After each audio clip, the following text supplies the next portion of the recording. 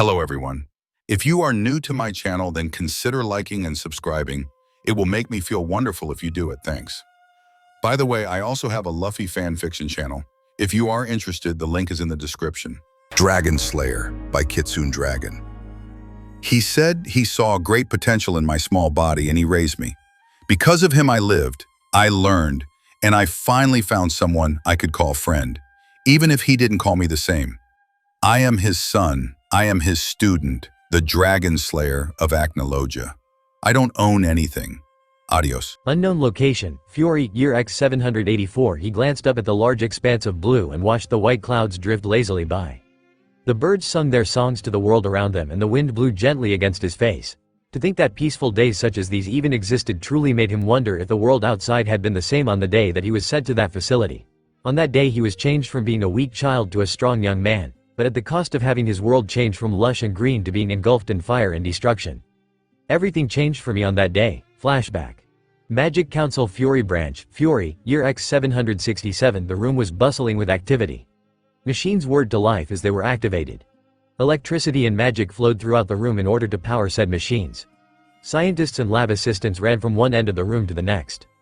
The young boy looked around with amazement at all that was occurring. The boy gripped the hand he held tightly. Odo-san, what's going on? The boy asked with a scared look on his face. The man looked down at his son and ruffled his blonde hair. Don't be afraid, son. Everything is going to be all right. That was the response the boy had gotten before the man picked him up. Are all necessary preparations complete? The man asked as another man walked up to him. The man was extremely large, towering over the boy's father at an impressive height of 6 feet. His skin was a dark tan and he seemed to be extremely fit if the bulging muscles beneath his clothes were any indication. His silver-colored hair was kept in a neat fashion, extending to the base of his neck. The man's attire consisted of a black, long-sleeved shirt which had gold lining its collar and sleeves. A single gold strip went down the middle of the shirt as if bisecting it. He wore dark-colored pants and a pair of brown boots. Worn around his body was a large white cloak that was held firmly in place by the large badge pinned onto the knot.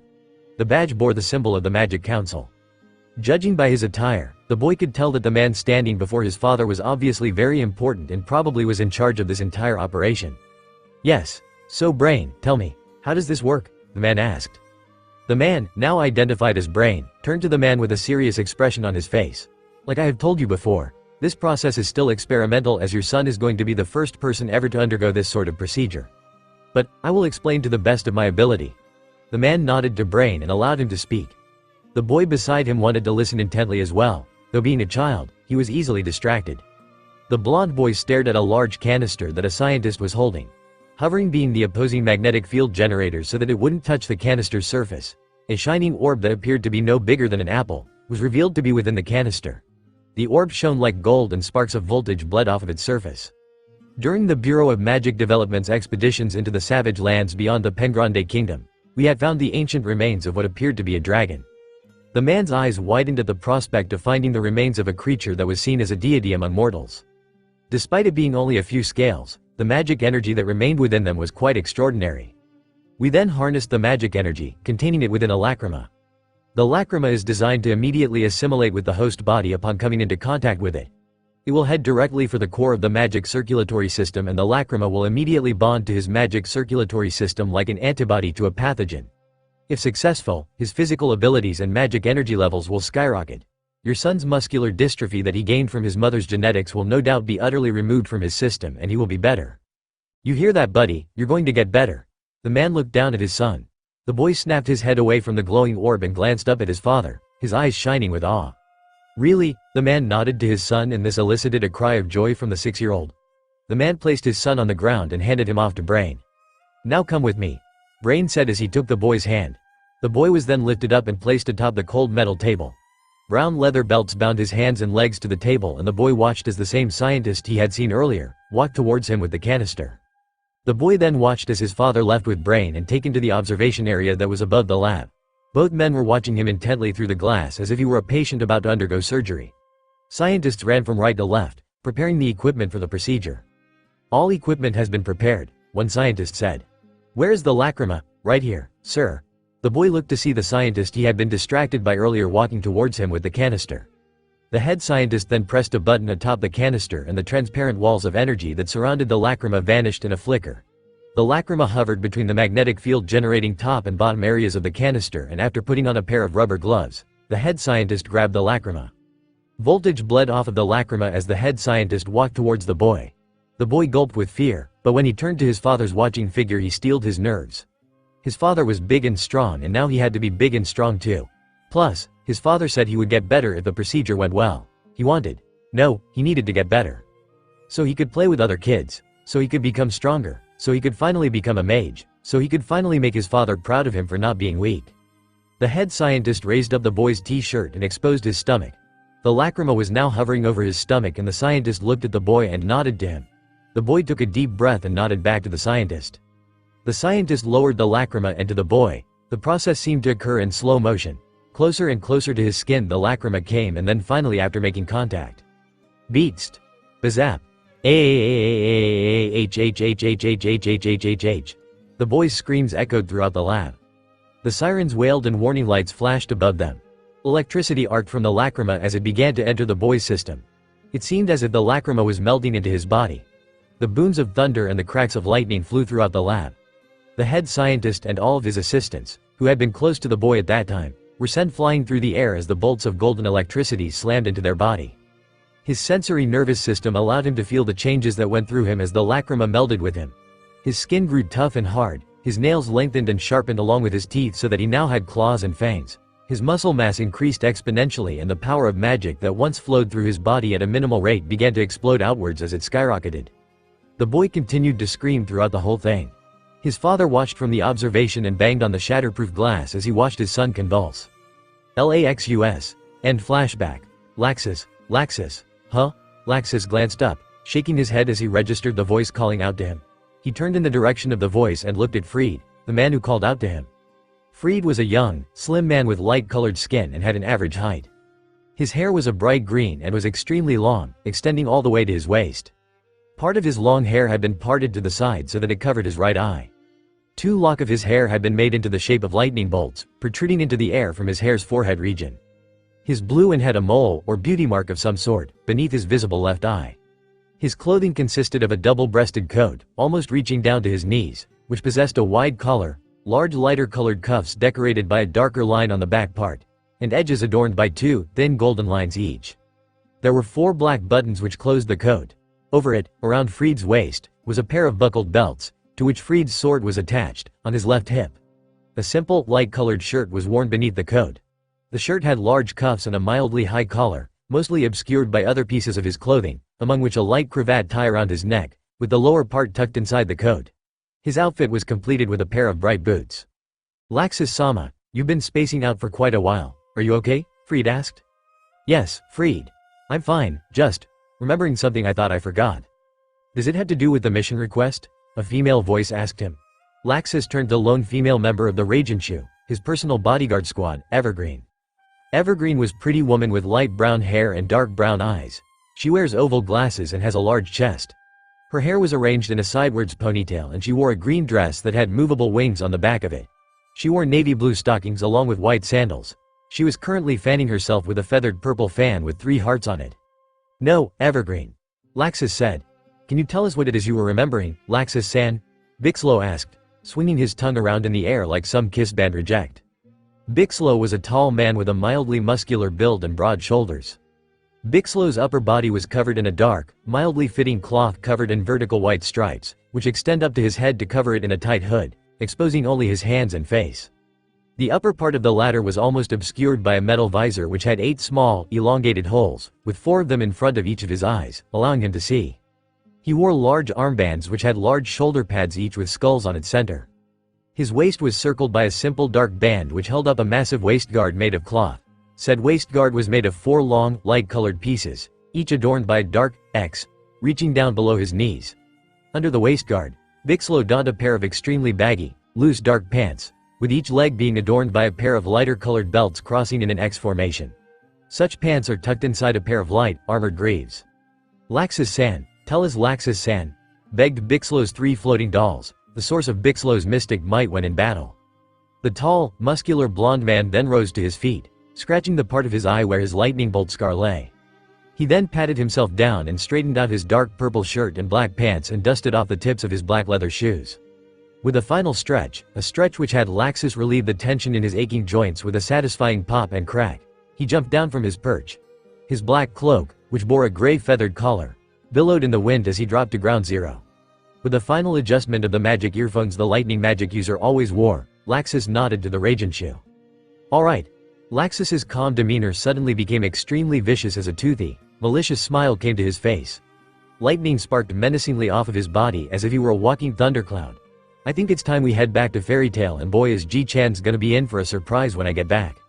The Ragenshu nodded to their leader and walked off, leaving behind the small hill of defeated Dark Guild members as smoke rose from their electrocuted forms. Magnolia Town. Fury Lucy watched in awe as she watched the various amounts of decorations being hung up on the houses, shops and the streets themselves as she walked through them. Happy hovered by her head and Natsu walked beside her. So, Natsu? Lucy spoke, deciding to strike a conversation with her firebrand of a friend. Yeah? Natsu glanced down at the shorter girl with a raised eyebrow. Well, we're friends, right? Lucy asked. Natsu and Happy looked at each other with confused looks before looking at the busty teen. Lucy, that's not even required to be a question. We've been friends since the first time we met, and I got you out of that fix involving that Bora guy from Titan Nose. Besides, even if I wasn't there to bring you to Fairy Tail, we would have been friends either way. You're my nakama, Natsu said with his trademark toothy grin. Aye sir, was Happy's dialogue to show he agreed with the Fire Dragonslayer. But why would you ask? Happy asked. Lucy fidgeted a bit as she racked her brain for the words to say without coming off as awkward. Well, it's only been a few months since I've joined Fairy Tail, and well, you're basically my best friend there, Natsu. Lucy paused. But, Natsu started for her, seeing as how he was anticipating the continuation of her explanation. But, Lucy looked up at him, her chocolate brown eyes looking into his darker ones. I've realized I don't really know that much about you. I don't know much about a lot of you for that matter. Ever since that episode involving Urza and the Tower of Heaven and Jelal and everything, I realized just how little I know about you guys and what you've been through. Gray told me about how he learned from his teacher, who died fighting the demon Deliora to save him, and his brother figure, Leon Vastia. Yeah, and all you did was ask who he learned his ice make magic from. Stupid ice cube. You ask a question and get a story in return. Natsu said as he recalled the event. Lucy nodded. So, if you're willing, and I mean you don't have to if you don't want to, but would you be willing to tell me a bit about yourself?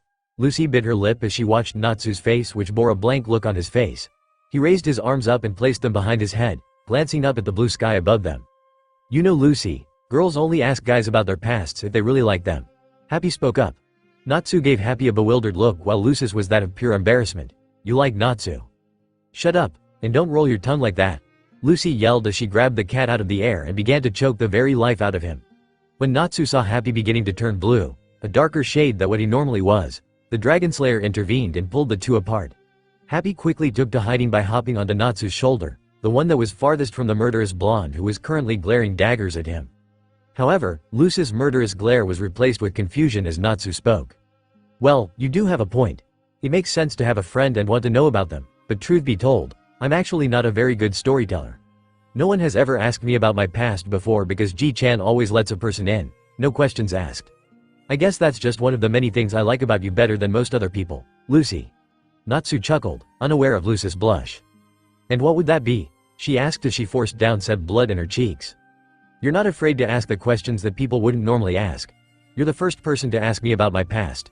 Not even Ji-chan has asked me, and I was always blabbing about me being a Dragonslayer, the mighty son of Igneal. He said with a fake deep voice so as to emphasize the masculine aspect of the proclamation. Lucy giggled at the pink-haired boy before nodding. Well, I guess I did get something from Oto-san in the end. He was always fearless, and I guess I got a bit of that from him when it came to asking questions. Natsu nodded when he saw Lucy's smiling face. Now where should I start? Natsu pondered. The beginning helps. Lucy suggested jokingly, causing Natsu to roll his eyes. However, before he cooled, one of the nearby street lampposts blew off due to the wind and slapped him in the face. Natsu pulled the paper off and suddenly found it snatched from his hands when Lucy took it away. Miss Fairy Tale Contest? Lucy read the headline for it. Oh right, I forgot about that. You know about this? Lucy asked with a raised eyebrow. Natsu was rather dense and unobservant, so even if it did happen the guild, she was rather sure Natsu wouldn't have paid attention to such an event such as a pageant kind of event. Yup. It's an annual guild thing. The girls in the guild do a kind of beauty pageant thing. You would pay attention to this, but you're Natsu, you only think about fighting and getting stronger and stuff. Natsu frowned at that. That's mean, Lucy. Just cause I like fighting doesn't mean I don't pay attention to. He glanced down at Luce's breasts with a small blush on his face. Other things. He means your supersized cow udders. Happy stated with a matter-of-fact tone. Shut up, Happy. Both Celestial Spirit Mage and Fire Dragonslayer shouted at the Exceed when he took to the skies so as to not get nearly choked to death for the second time that day. Natsu and Lucy growled at Happy with similar expressions on their faces. Stupid cat. So, back to the contest. What's the prize this year? Natsu asked as he glanced down at the page in the blonde's hands. The busty 17-year-old skimmed through the details of the contest before looking down at where it showed the prizes. Third place gets the entire collection of Rave Master manga from this guy called Hiro Mishima. Second place is a chance to get in a photo shoot with Mira-san during her next shoot for the magazine. You would think with Mira-Jane's popularity they would put that as first prize, Natsu commented. I know, right? Lucy agreed. Anyway, the first prize now is. Lucy's eyes suddenly became giant jewel signs as she looked at the first prize.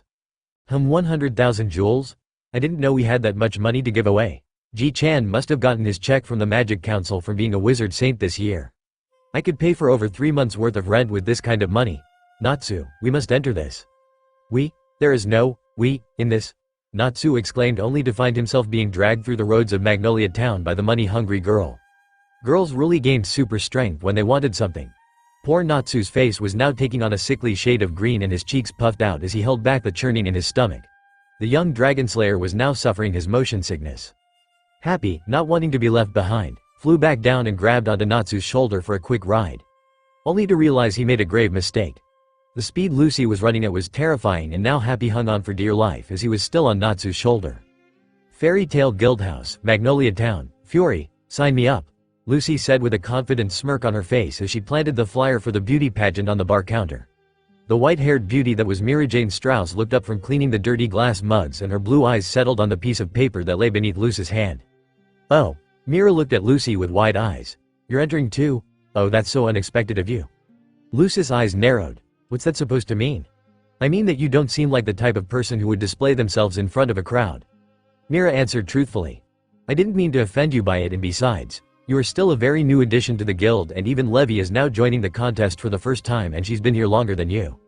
Mira-Jane, for 100,000 jewels I'd sell my kidney. That's 3 months rent there, Mira. Lucy held up 3 fingers in emphasis and shoved them into Mira-Jane's face. 3 months. The inactive S-class mage nodded with a sweat drop on her face. Well then, I'll pencil you in as one of the members who are taking part, Mira-Jane said with a nervous laugh before glancing behind the blonde and saw a sickly Natsu.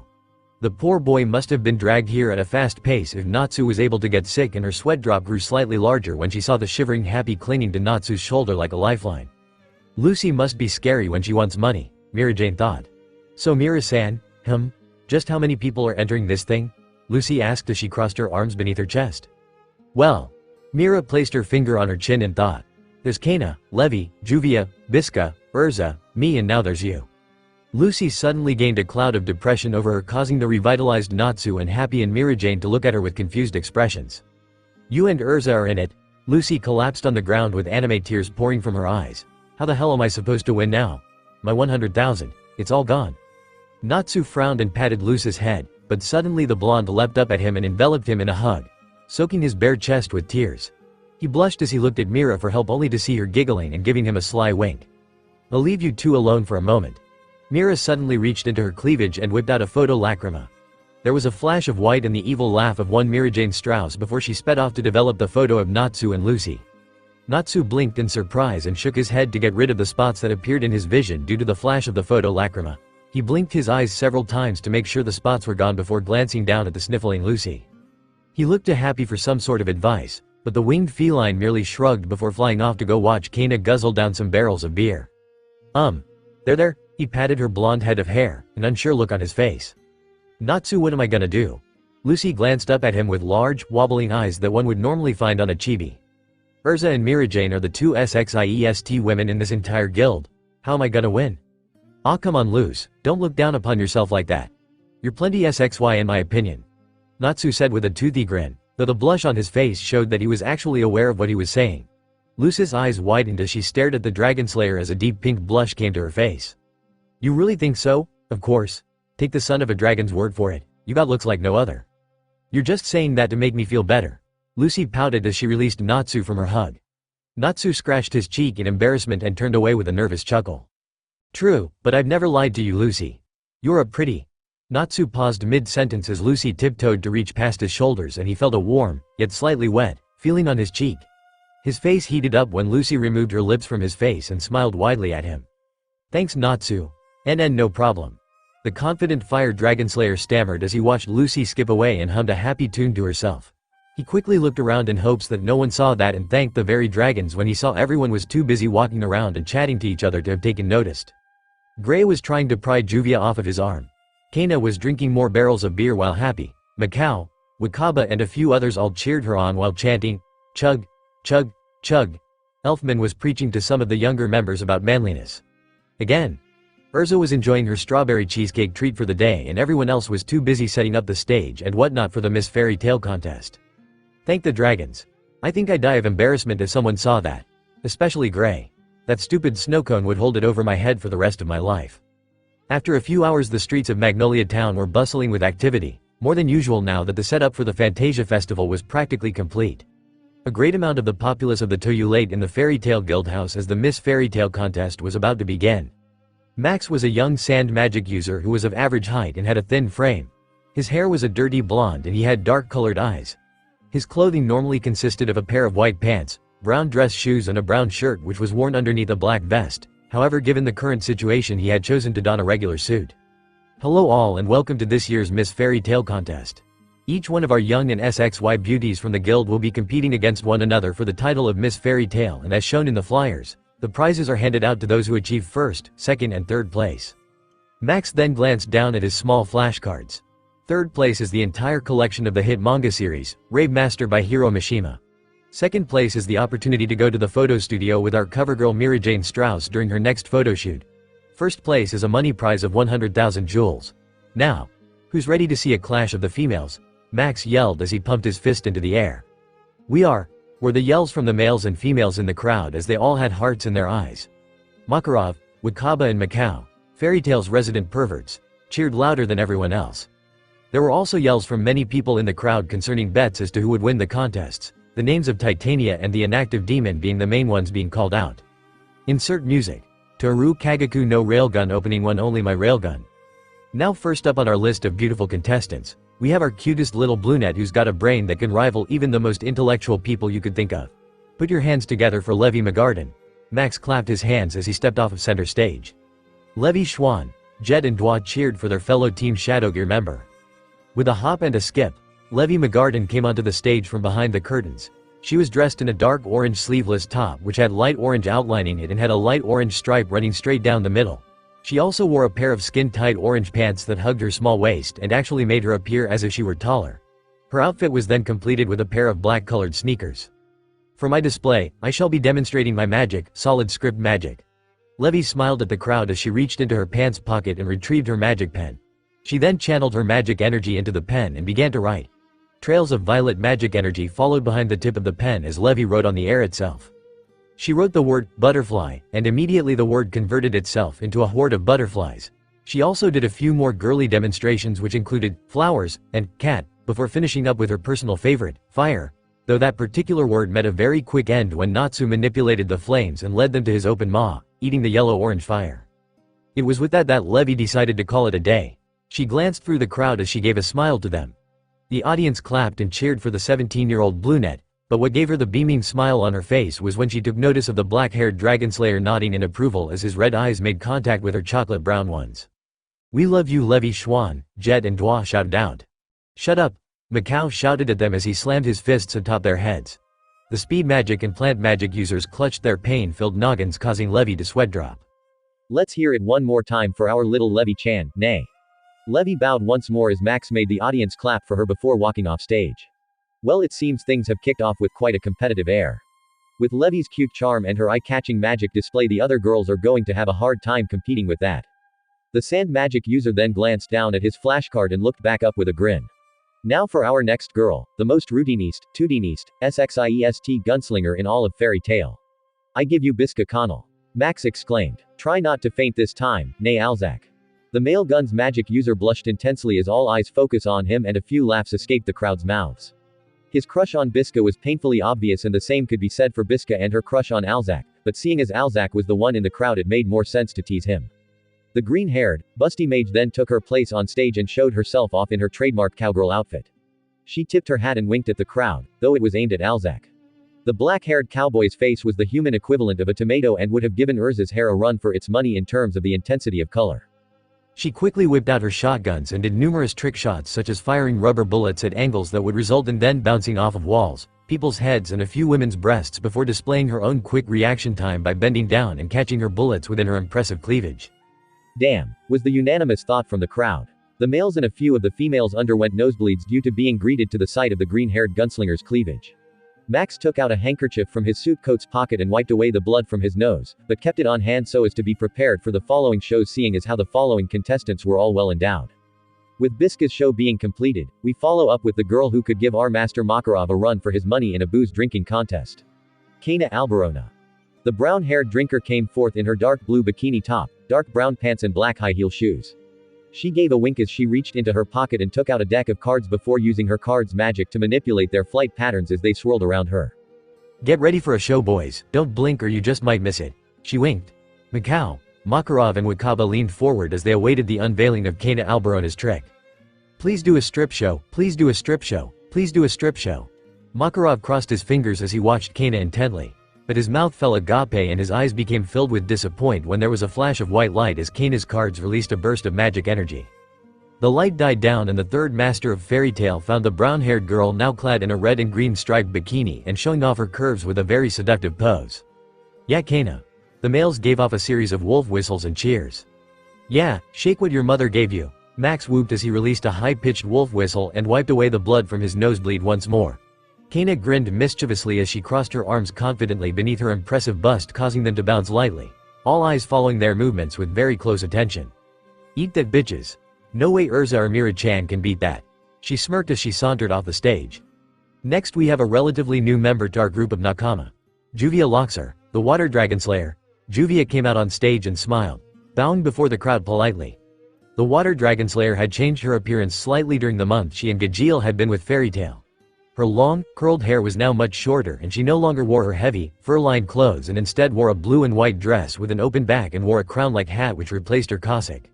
Watch Juvia, Gray-sama. Juvia thought as her body seemed to lose its integrity and converted itself from solid to liquid. Water swirled around the daughter of Levia's body before it rose up a towering pillar of liquid. The water tower exploded as a beautiful shower of droplets that caught the sunlight which entered the guild house and produced a rainbow. Juvia's form returned with the formation of Raud broke out into applause and cheers as they saw Juvia now standing before them, now clad in a deep blue bikini that was patterned with scales.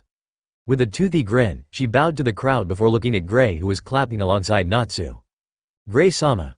Juvia converted her lower half into water and rocketed through the crowd and parted them like Moses did to the Red Sea. With hearts in her eyes and fear and surprise in Gray's own, the Water Dragonslayer splashed down on the Ice Godslayer. JJ Juvia. What the hell do you think you're doing? Gray exclaimed as he began to try and pry Juvia off of his body, but that resulted in the blue-haired, bikini-clad girl increasing the tightness of her grip. Gray-sama clapped for Juvia. Juvia is happy that Gray-sama approves of Juvia's performance. Juvia nuzzled into the ice make user's muscular chest. Gray struggled to push the girl off of him, but his hands slipped and his face turned red as a blush formed on it. Juvia's own blue eyes widened when she felt the pressure on her bosom and looked down to see Gray's hands now firmly attached to them. Gray-sama has touched Juvia's breasts again. Gray-sama must take responsibility for the predicament that Juvia and Gray-sama are in currently. Juvia roared as she proceeded to try and molest the dark-haired mage. A flash of blue magic energy resulted in Juvia being frozen from her neck down and Gray being able to escape the grasp of his would-be rapist. Like hell, we are going to go through this again. We already went through this same situation during the guild war and I am not doing that again. Go back to the backstage. Gray then picked up Juvia's frozen form and dumped her back on the stage before unfreezing her body. Juvia frowned as her eyes became vertical slits and she snarled at her chosen mate. A dragon does not let their prey escape so easily. Gray-sama, you will be mine. Juvia then converted herself into water and vanished behind the curtains. There was a deep period of silence as the crowd stared at Gray with looks of awe, some with respect and others with the facial expression of utter disbelief. Gray, my child. Makarov walked up to Gray. Yes, master. Gray looked down at the diminutive titan of Fairy Tail with a raised eyebrow. Gray, I am proud of your self-control and that you do not wish to desecrate Juvia's form, but your actions make me question your sexuality. Makarov said with a serious look on his face. Gray's face became a look of utter shock as he watched the entire crowd nod in agreement with the third master. "You're so serious about this?" Gray exclaimed as he pointed at the populace within the guild. "Seriously, Gray, the girl is literally throwing herself at you," Max said. "Gray, why you no accept her advances?" Everyone in the guild roared at Gray. "Real men accept a woman's love," Elfman roared. "Be a man, Gray." And on that note, it's time to move on to our next contestant. Though Gray, us guys are gonna have a serious talk with you after the Fantasia festival is over and done with. Gray's face reclaimed its look of utter shock when he saw all the guys, even Natsu, nodding their heads in agreement to Max's meeting. Our next contestant is our very own cover girl that you all know, love and sometimes fantasize about. Don't lie, we all know you do it. Max said, pointing at the audience. "I welcome to the stage our own Mira Jane Strauss. Come on out, Mira-chan." Mira Jane came out in her regular barmaid dress and smiled at the crowd. "I decided I'm not going to do anything extravagant like everyone else, so I'm going to do some basic transformation magic. Observe." Myra's hand glowed with an outline of dark yellow magic energy. "Oh, well, this seems interesting." Gajeel smirked to himself as he placed his elbow on his knee so that he would have a support for when he placed his chin in his hand. Mira Jane ran her hand across her face and there was a shine of gold accompanied by a plume of smoke. "Aye, sir. I turned into happy," Mira Jane exclaimed. The crowd turned deathly pale as their mental fantasies involving Mira Jane were completely destroyed and her face became replaced with Happy's inset fantasies. People scurried about looking for barrels to vomit, some just stood there with their eyes twitching while the remainder of them were either laughing or completely unfazed. Natsu and Elfman were members of the third group. "Gotcha." Mira giggled before she smiled at Makarov. "You already ogle at me enough, master, it's your fault that this happened." Everyone then turned their attention to the depressed master of fairy tale, their heated glares burning into his skull. "Well, Mira-chan, that was scarring. Are you saying my face is scarring?" Happy exclaimed as he hovered by Max's head. Given the current situation, Happy. "Yes. Aye, sir, it was. Mira Jane is evil," Happy muttered to himself, crossing his arms and nodding with Max. "And now we present the strongest female in fairy tale, the Titania, Urza Scarlet. Please don't disappoint us like Mira-chan did. We beg of you," Max said as tears spilled from his eyes. Urza walked out from the backstage area and nodded. "I shall not disappoint my nakama." Urza's form shone and her armored form was then replaced with a black and white frilly outfit and her hair being tied up in a complicated-looking ponytail by a black ribbon. She wore a pair of black stockings and black high heels that were similar to a schoolgirl's shoes. Requip. Lolita armor. Yes. The crowd whooped as Urza brought about their salvation with her Lolita outfit. Max cried tears of joy. And in a turnaround event, Urza allows us to once again gain the fan service we so desperately needed as she uses her Lolita armor, although it doesn't exactly qualify as armor since it's just regular clothing, but who's complaining? The crowd's positive response showed that they had no disagreements with Max's statement. Urza nodded confidently as she walked back behind the curtains. And now for our final performance. Lucy Hartef, Max's mouth and the microphone were suddenly covered by Lucy's hands as she sped onto the stage. Not a good idea if people found out my name was Heartphilia and thus the reason as to why Magnolia Town could have been eventually destroyed by Phantom Lord. Lucy hissed. Max's eyes widened as he realized that she spoke the truth and nodded. Lucy nodded back to him and then she stepped away from the dirty blonde-haired mage and straightened out her white dress. "I'm sorry about that, folks. Lucy was just telling me she had decided to change up her act a bit." He lied. "Now Lucy, the stage is yours." Lucy smiled as she looked over the crowd and patted her keyring attached to her hip. "For my part of the Miss Fairy Tale contest, I've decided to do a little dance number with my celestial spirits." The crowd clapped and cheered for the Heartphilia air. Natsu blew a stream of fire and manipulated it so it spelled out her name. "Go Lucy go," was the cry of support for the busty blonde. Lucy grinned at her best friend and prepared to take out her Taurus key. But fate had other plans. Fate which came in the form of one evergreen of the Ragenshu. "Time for my turn, I see. Now settle down, people. It's obvious your Miss Fairy Tale winner has arrived." Evergreen smiled and gave a look that would even the vainest person alive seem humble. "Evergreen?" Makarov exclaimed. Makarov's gaze gained a harsh look as he looked back at the audience. "Everyone that is not from Fairy Tale, out!" Makarov roared. There was no need to tell them twice as the crowd of people rushed out of the guild in fear of Makarov. Sometimes it helped to be a feared member of the 10 Wizard Saints. Once the non-magic using and non-fairy tale members of the crowd had been evacuated, Makarov's head snapped back in the direction of the stage. "What are you doing back here so early? We finished our mission early, Master Makarov," Evergreen smiled. "But if Evergreen's back, where's Freed and Bixlow?" Wakaba asked. "They are preparing for the little game we hthen. I think it's time I showed you people why I am the right person to be crowned Titania," Evergreen smirked. Excuse me, I haven't done my turn yet. Can you wait your turn?" Lucy asked in the most polite tone she could muster. How dare this bitch steal my spotlight? I have 100,000 big ones riding on this contest. If I don't win, the slut dies. Evergreen blinked as she felt the killing intent coming from the smiling blonde, but ignored it. She then walked up to Lucy and placed her hand on her shoulder. The female member of the Ragenshu then held the frames of her glasses and adjusted them so they rested on the bridge of her nose. Lucy's brown eyes widened as she saw the flash of golden light that covered the older woman's dark eyes. Lucy, don't look at her eyes, Makarov exclaimed, but it was too late. Lucy suddenly felt her body go cold before her vision began to swim. And with that everything went black. The guildhouse was completely silent as everyone bore looks of complete surprise. Lucy had been turned to stone by Evergreen. As this happened, a bolt of lightning struck down from out of absolutely nowhere. Everyone shielded their eyes from the brightness of the light, and when it died down they felt their throats become noticeably drier as the blonde grandson of their master stood before them. Electricity sparked from his body and the sadistic-looking grin was worn on his face. You all seem a bit shocked to see me. No pun intended. Laxus added as he realized what he just said. Laxus raised an eyebrow as he saw a small ball of orange-yellow flame soar through the air. Laxus easily batted it aside with a lightning-encased arm before spinning around, lashing out with a strong kick with his left leg. Natsu raised his arms and crossed them in front of his body before the kick could make contact. He flipped in the air and landed atop a table with a snarl mixed with a grin on his face. He had originally planned to use the fireball as a distraction to slam a blow down on the lightning mage's head, but the younger Dreyar proved to be worthy of his S-class rank by easily seeing through the basic strategy that had brought about the end of many a mage. Well, color me impressed. You gotten better, Natsu. You managed to block that one. Laxus grinned toothily. Natsu retained his mixed facial expression. And you're still as strong as ever, Laxus, Natsu replied. Laxus. Makarov's yell prevented any further discussion from occurring between the two boys. Turn Lucy back to normal this instant. Now Ji-chan, that wouldn't be fair to the other girls if the newbie here were to be the only one not turned to stone. Laxus said with a malicious glint in his dark-colored eyes. What did you say? Natsu and Makarov gritted their teeth in rage while everyone else released a gasp of horror as Laxus pulled down the stage curtain. The green cloth fluttered to the ground to reveal all the other Miss Fairy Tale contestants in their rocky forms. Frozen by Evergreen's gaze, they stood in a neat little line as if they were garden ornaments. Mirajane, Urza, Juvia, Kana, Levi, Biska. All of them were now as gray and as rough as actual stone. Now then. Let's play a game. Laxus smirked. Laxus, this is no game. You are attacking your family, your Nakama. Nakama? Don't give me that bullshit, Ji-chan. Nakama may have gotten you this far, but that was in your time. This is the time of the new generation, MY generation. Strength is the only thing that will earn anyone the recognition they truly deserve. This guild is full of a bunch of weak shits who wouldn't even be able to fight their way out of a wet paper bag, and it's time I weed all those weaklings out. Laxus snapped his fingers.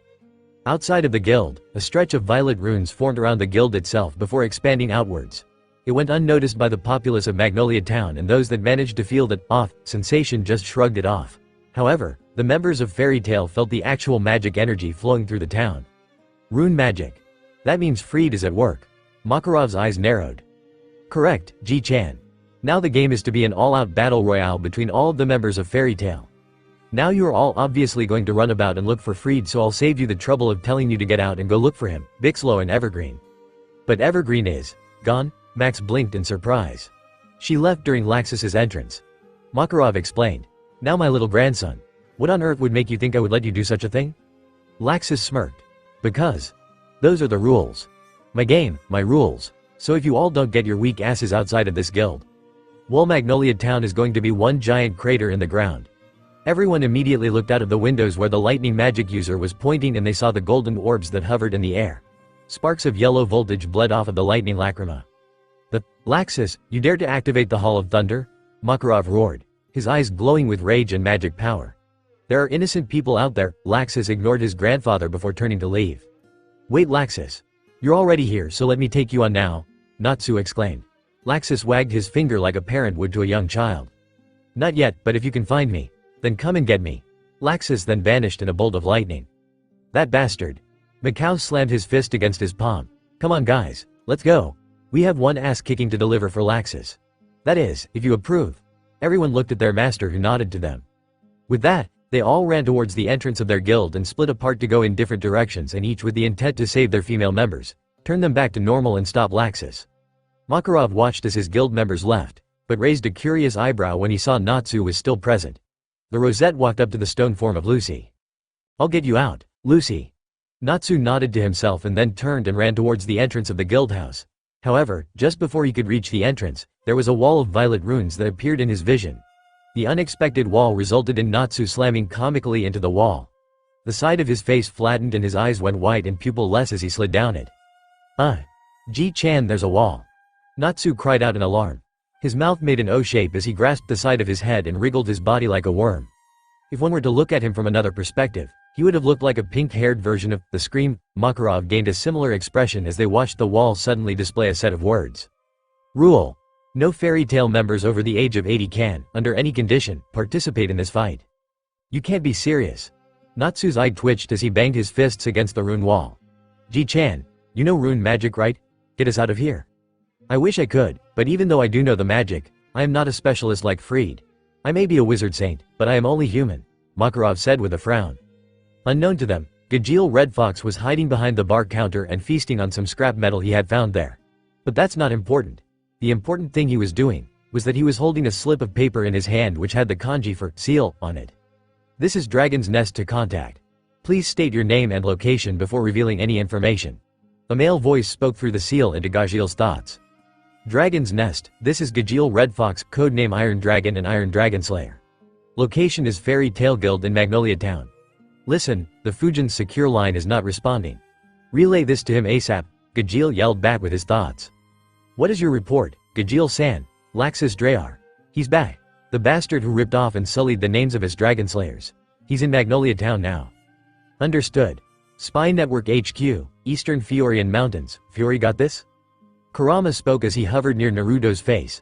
Naruto nodded, showing that he was paying attention to Kurama while he also focused to the task being done by his subordinates. During that time we felt the dark magic running through the atmospheric eternano. Time suddenly chose to freeze itself. You were somehow snatched up into some alternate dimension by the very dragon whose head you are now in the process of hanging up on the walls above your throne, and my pillow-chan met an alternate dimension version of you. Fought with him against the dragon, killed it and then took the head as a trophy? Did I miss anything in the basic breakdown, because it feels like I'm missing a large portion of this story, because to me this sounds like one huge pile of shit. Not at all. You have recalled everything that I told you in much more simplistic manner. You have not left out anything, considering what you just said is merely a summary of the entirety of the tale I told you. I see no reason as to why you should express such disbelief, as I have absolutely no reasons to lie to you or my own subordinates. A little bit more to the right. Naruto directed the network members who were in charge of the laborious tasks of adjusting Morpheus's head. While that may be true, it still stands to reason that this tale of yours is very outlandish, bordering on fiction. It sounds like something out of a story that people would read for their own entertainment. Why else would one read a story? Naruto asked as he glanced briefly at Kurama before looking back at the head of Morpheus. That is a bit too far. Shifted a bit back to the left. Now up a few inches. Naruto took a step back and admired his new trophy for a while before nodding in satisfaction. You may leave now and return to your original tasks. The grunts nodded and hopped off of their step ladders. They bowed respectfully to their leader before leaving his presence. Kurama and the other members of the spy network who always remained at the castle headquarters were staring in awe as Naruto hung up the severed dragon head over his obsidian throne. Fujin-sama, I apologize if I sound rebellious, but I am still not able to believe that is an actual dragon head you are hanging over the throne. Sue admitted as she stood next to him. Naruto didn't reply until the final screws were screwed in place tightly. The head of Morpheus was hung over the black throne that overlooked the entirety of the first floor of the castle, and said dragon head was held firmly in place on a wooden surface that was shaped somewhat like an enlarged kite shield, much like what hunters do when they hang the heads of deer or bears over their fireplaces as trophies. With the head of the phantom dragon now in place, the blonde Dragonslayer turned back to his second-in-command, his blue eyes meeting her brown ones. Your disbelief is understandable. After all, dragons were said to have not walked on the land of Earthland for many a decade, some even going so far as to say they are extinct. Your beliefs or anyone else's, they do not matter to me. This is a dragon's head, and I will see it as my own trophy and a testament to my own strength and status as leader of this spy network. Naruto said. The blonde turned and looked at the rest of his homebound subordinates with an equally uncaring glance that made them fidget a bit beneath it. The same goes for all of you. Whether or not you believe this dragon's head is real or not, I do not care, and also, I do not recall ever allowing any of you to take any sort of recess from your duties. With a spike of magic power, the subordinates flinched in fear before they all bowed to their leader. We apologize, Fujin-sama. They replied before scattering about throughout the castle to do their respective duties. Naruto then looked to Sue, who had stayed by his side. You have something to say, Sue? Naruto asked. Sue nodded as she gripped the paper she held in her hands. Yes, Fujin-sama. Captain Mozart has made his report that the network database is now fully operational and the Magic Council's Fury branch is completely unaware of their link to our own servers here in the eastern Fiorean mountain range. With that being said, we have completed your request to search for Laxus Drayar of Fairy Tail as well as the Dark Guild of Oracion Seas. Naruto nodded as he and Kurama became extremely serious. After having learned of the extinct second-generation Dragonslayer experiment that had been conducted by the extinct Bureau of Magical Development, Naruto and Kurama had ordered for most of their information-gathering resources to be directed towards the topic. What are the reports? Naruto asked as he adjusted his face mask, a habit of his for whenever he was being serious, which is almost all the time. Monsieur Saul and Totemaru, who are in charge of the spy network squads you have had stationed outside of the more populated areas, went into deep investigations regarding the Dark Guilds and the criminal underworld in order to try and seek out the location of the Dark Guild, Oracion Seas. Monsieur Sol's factions have reported that the subordinate guilds have not made any sort of talk regarding their leader guild, and interrogation of kidnapped members of the Dark Guilds have proved to be unsuccessful as they appear to not know anything. And what of Totemaru's legions? Has he uncovered anything from his areas? Kurama asked. Sue flipped through the pages which contained Sol's reports before finding the reports which belonged to that of the fire magic user. It seems so. From what he has said, Totemaru has recently learned that Oracion Seas has been changed in name from that of its original name to Oracion Siete. His interrogations have proved to be successful as he was told that there had been rumors spreading around the subordinate guilds that their leading guild had inducted a 7th member into its original 6. A giant of a man, roughly 7 feet tall, with silver hair and wore some sort of odd breathing apparatus was the only description they were able to get regarding this mysterious 7th member. Neither team was able to find information regarding the second-generation Dragonslayer program you had asked about. I see. Naruto said as he took a seat on his obsidian throne with his new dragon head hanging above him. Kurama curled up on pillow-chan like an ordinary housecat, but the Exceed still retained the attentive look in his crimson eyes. These Dark Guild members that they kidnapped, they're disposed of, I presume? Yes, Fujin-sama. All Dark Guild members that were taken into interrogation have either been reduced to ash and or completely crushed by Totemaru and Monsieur Saul themselves. They are absolutely sure of their deaths. Excellent. I want daily reports regarding the movements of the Dark Guilds, but double the efforts of the ones involved with Oracion Siete. I will not have a disgusting manufactured Dragonslayer have the ability to breathe while I know of its existence. The mere thought of synthetically recreating a dragon's abilities is simply sickening, a blasphemy in my eyes. Yes, Fujin-sama. Sue did not question why her leader was so adamant in finding Oracion Siete, more specifically, Cobra, but if it was anything she knew about her superior it was that he always had a motive. He never did anything without having some sort of reason, and he never made any unnecessary actions. Now tell me, what have Iron Dragon and Water Dragon found regarding the other deviant, Laxus Drayar of Fairy Tail? Naruto spoke the name like it was acid on his tongue. To think that a goody-goody two-shoes guild of light like Fairy Tail would allow their master's grandson to indulge in such an experiment like the second-generation Dragonslayer manufacturing was completely impossible. The Dark Guild had actual motive to use such methods since Dark Guilds craved power above all else. But a light guild like Fairy Tail, just what would they have to gain from allowing Laxus to take part in it? None. Naruto thought. They have desecrated the. It is nothing less than an insult to my brethren. I will have the Drayar spawn's head for this. Fujin-sama? Naruto snapped out of his thoughts as he was called upon by his title. Yes. What have they said? Iron Dragonslayer Gajeel Red Fox, codenamed Iron Dragon, by yourself, and Water Dragonslayer Juvia Loxer, codenamed Water Dragon, by yourself, have both replied that they have positive results in locating Laxus Drayar. Sue informed.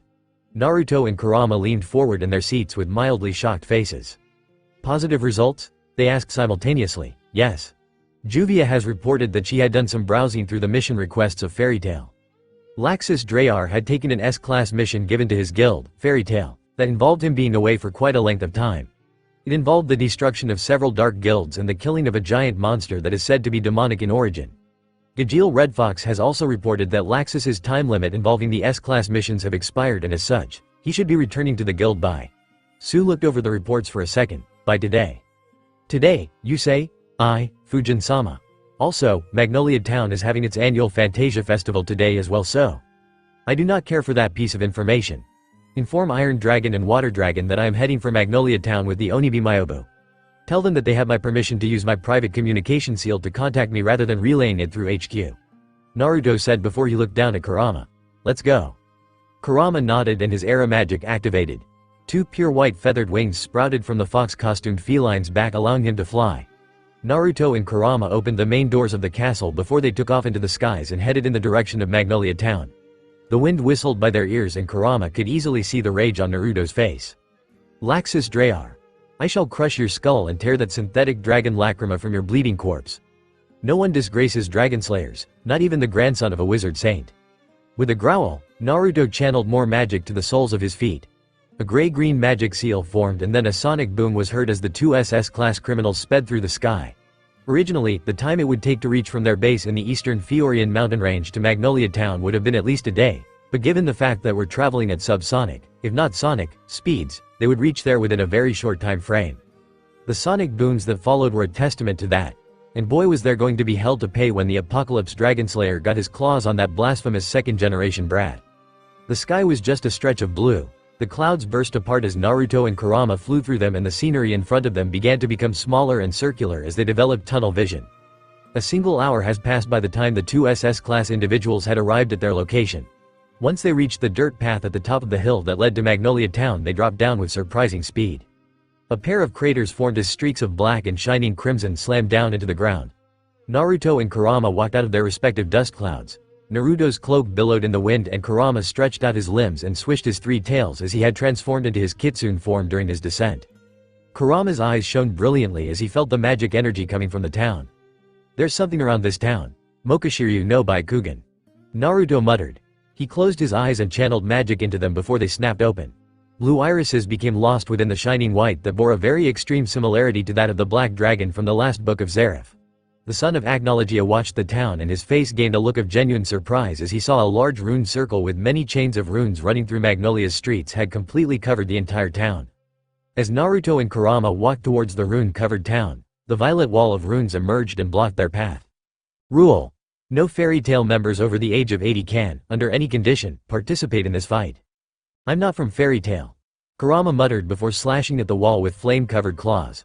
Kurama watched as his claws created sparks against the rune wall and 5 crimson gashes had formed on the magic-made wall along with numerous cracks. Another slash caused the magic wall to suddenly dent, but it didn't break. Naruto walked up to the wall and planted a palm on the wall. Seal magic. Catalytic breakdown. The violet magic seal emerged from beneath the blonde's hands and the son of 2 wizard saints activated his spell. A string of kanji burst forth from Naruto's seal and began to eat away at the rune wall. In under 10 seconds, the wall reduced to nothing and the 2 SS-class individuals were free to enter the town and do as they pleased. Naruto and Kurama entered the populated area and looked up at the sky as they felt a high concentration of magic energy. Lightning lacrima. Kurama stated. Research from the spy network informed us of this. Laxus's Thunder Palace in which he uses approximately 300 lightning lacrima and detonates them so that they would release a powerful amount of electricity and magic energy on the target area. Link magic is used as a safety measure to ensure that anyone who interferes will be dealt with a bolt of electricity. This is nothing more than a brat's toy. Naruto snorted. He took a deep breath as wind and magic energy swirled into his maw. Futon. Furyuden. A large wind dragon tore through the air and towards the lightning lacrima. Anyone who was watching looked in awe as the mighty wind reptile's crimson eyes zoned in on its 300 targets. With a roar, the dragon of swirling air currents ripped through each and every lightning lacrima like it was made of glass and shattered it into pieces.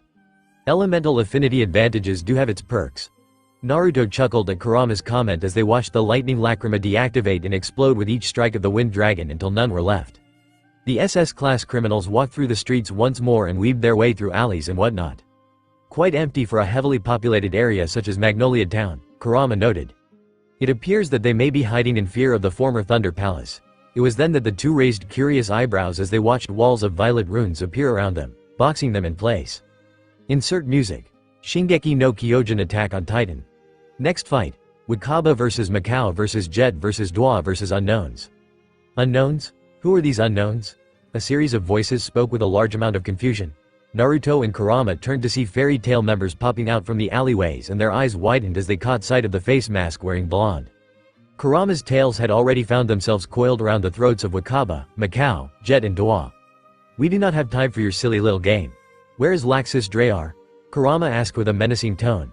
The fairy tale mages stared in shock at the two, but before they could even express their surprise, Kurama's tails burst into flame and he threw the men into the side of a building. Now burned and bleeding, the rune walls fell apart and declared the unknowns as the winners. Kurama and Naruto moved on. They walked through the streets once more only for them to grit their teeth in annoyance as another wall of runes rose up and boxed them in. After which, they ran into Alzak, Mickey Chicken Tiger, Max and Elfman, who had been freed from his petrified state after he had an encounter with Evergreen. Apparently, Urza's prosthetic eye prevented the magic from affecting her totally, and so she was able to break out of her petrified state and then proceeded to kick Evergreen's nicely shaped ass. "Tell me, where is the blasphemy?" Ked in confusion. "Where is the brat known as Laxus Drayar? I have several bones to pick from him." The expression is to pick a bone with him, and tell us, "What do you want with Laxus?" Max asked in a demanding tone. Naruto's eyes narrowed at the dirty blonde-haired man. "You are in no position to make demands of me, boy," Naruto snarled. He then vanished into the wind. Max's eyes widened and the sand magic user found himself with a bleeding skull as he was forced down onto the cobblestone road by the harsh downward force of Naruto's axe kick as he reappeared in front of him. Stamping down harshly on Max's already damaged head, Naruto turned towards the other members of Fairy Tail who were forced into combat with him. "I will ask again. Where is the deviant known as Laxus Drayar, grandson of your master, Makarov Drayar?" Naruto snarled. "Real men don't sell out their nakama." Elfman flexed his muscles and charged forth. "Take over. Beast Soul." Naruto watched as Elfman became engulfed in a golden light and turned into a demonic monster. The middle Strauss sibling's size increased exponentially, with his arms growing longer, larger and sprouting sharp claws, and they become covered in thick fur, with his abdominal and pectorals prominent in the middle. His white hair took on a mane-like appearance and his ears and canine teeth become pointed. He grew a pair of striped horns pointing upwards, starting from a plate on his forehead. Elfman released a powerful roar as he swung his fist down at Naruto, but his eyes widened when he saw Kurama appear in his face and was currently in his bipedal form. The War Fox mode he affectionately called it. Kurama's clawed hand caught the beast's much larger fist with ease and Elfman's arm trembled as his muscle aimed to push back the crimson-furred kitsune. Real men bow down to their superiors. Kurama snapped at Elfman, causing the white-haired man to suddenly break out into a sweat before he fainted under the intense killing intent from the three-tailed, bipedal fox. Naruto turned back to Mickey and Alzak. "We don't know," Mickey answered as she stepped back in fear of the SS-class mage. "We're looking for him right now. Please don't kill me." Naruto chuckled, his white eyes shining all the brighter. He heard the click of Alzak's guns, and as the bullets flew through the air, they were stopped as Naruto left them hovering in a vacuum created by his own wind manipulation. He then flicked his wrist and the bullets reversed their course and pierced through Alzak's flesh. The lead projectiles embedded themselves in the gun's magic user's stomach and he fell to the ground in pain. "Oh, how I've missed the joy it brings me when I see you pitiful guild mages tremble in fear. After I had previously lost my humanity, I would have not given a care as to whether you lived or died. I would have torn your head from your body and ripped out your throat before you even had a moment to blink." He directed a mask-hidden toothy grin at Mickey, which caused her to fall to her knees from how badly her legs were shaking. She could tell that the grin was toothy by how the tips of his canines were being pressed against the black fabric. "But now that I have given myself the time to rethink the necessity of retaining one's humanity, I would spare you and your friends the feeling of death. Though this is mostly due to the fact that my directive for being here does not include your pitiful form, Little Miss Fairy Tale Mage. However, you seem to know nothing about Drayar's whereabouts." Kurama spoke this time. "Guess we'll just have to settle for the blissful unconsciousness." Mickey couldn't even blink before she was suddenly rammed into the side of a house by Kurama's tails. Laying in her own imprint, Mickey's head dropped as she fell into the darkness that was unconsciousness. Kurama's bones and musculature quickly readjusted themselves once more as he became quadrupedal again. "We'll split up," Kurama suggested as his ears twitched and his eyes glanced every which way. "Take the high ground and I'll take the low." Naruto nodded. "Should you find Drayar, you notify immediately. Blow up a building to get my attention if you have to. I do not care. Drayar will die today." Kurama and Naruto nodded to each other.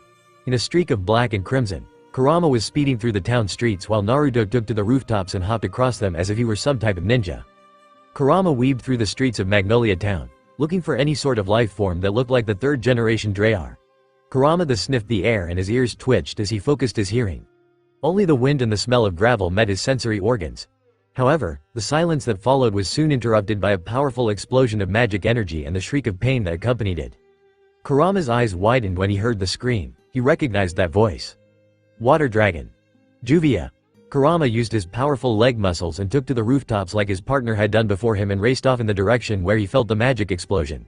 In a small matter of time, Kurama found himself running along the gravel path that ran alongside the streets and the large river that ran through Magnolia Town and ultimately led to Harjan Port. A small stone bridge lay ahead of him, or at least what remained of it. The magic explosion had obviously resulted from that location and Kurama paused in his run as he observed the scene, Floating atop the water was an unconscious Juvia Loxer who was laying on the broken side of the river beside a barely conscious and pain-ridden Kana Alberona. The walls of the rune magic that bound them in place was slowly being stripped away, dissolving into nothing. Kurama's superb eyesight picked up on the rule that was written on the wall before it vanished. Battle. Kana Alberona and Juvia Loxer vs Freed Justine. Rule. All mages that aim to escape the battle are to be electrocuted. Kurama's eyes narrowed in disgust at Freed. This was one of the reasons why Kurama had a mostly negative outlook on the human race. They were quick to turn on one another, to betray each other for some unnecessary ulterior motive, unless of course the ulterior motive was necessary, in which Kurama would let it slide. But that wasn't the case right now.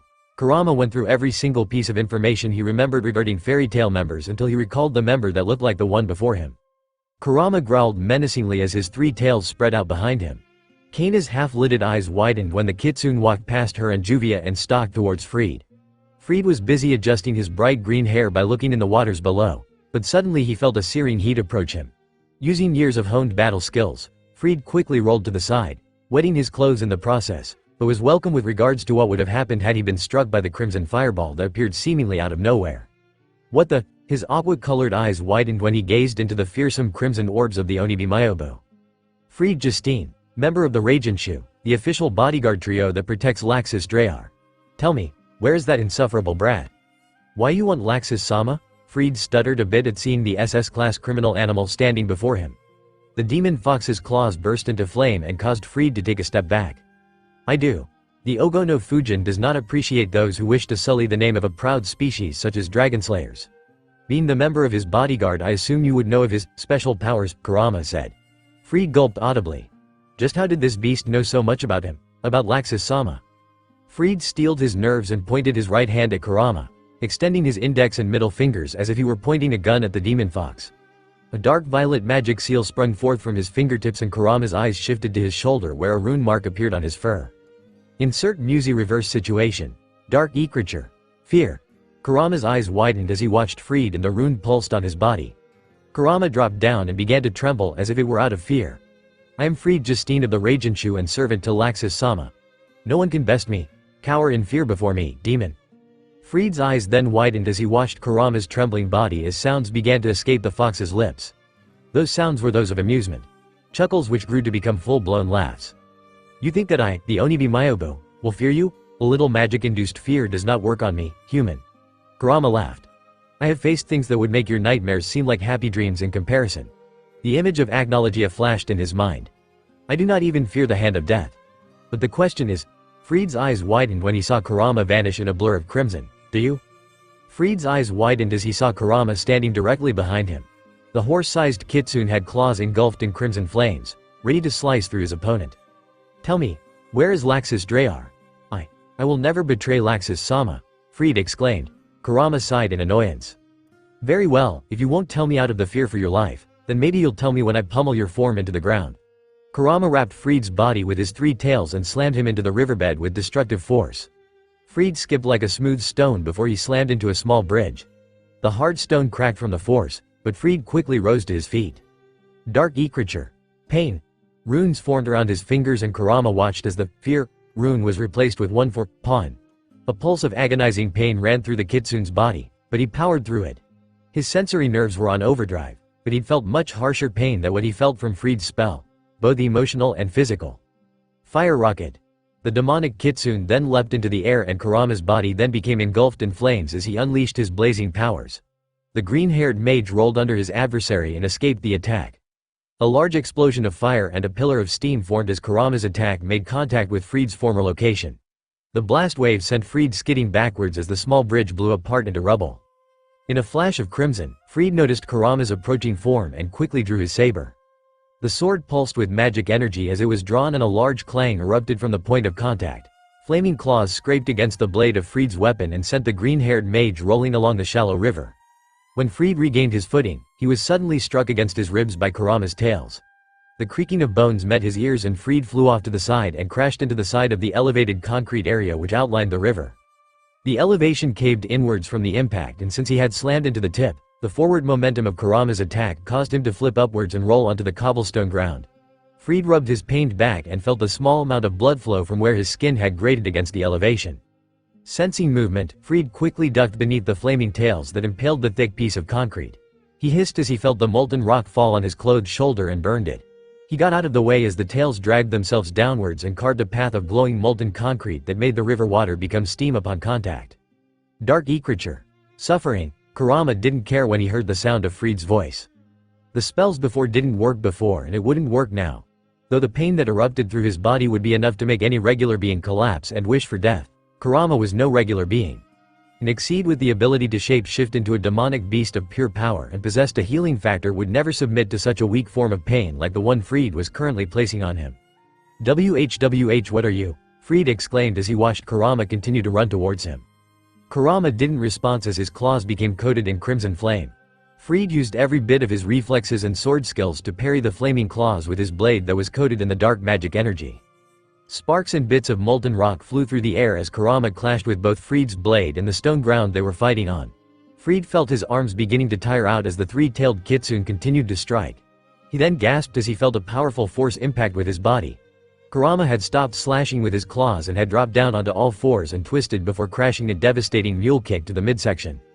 Time seemed to slow down for Freed as the impact registered with his body before he rocketed across the streets of Magnolia and then slammed back into the river with a large pillar of water marking just how powerful the blow had been. Dark creature. Arc of Shadow.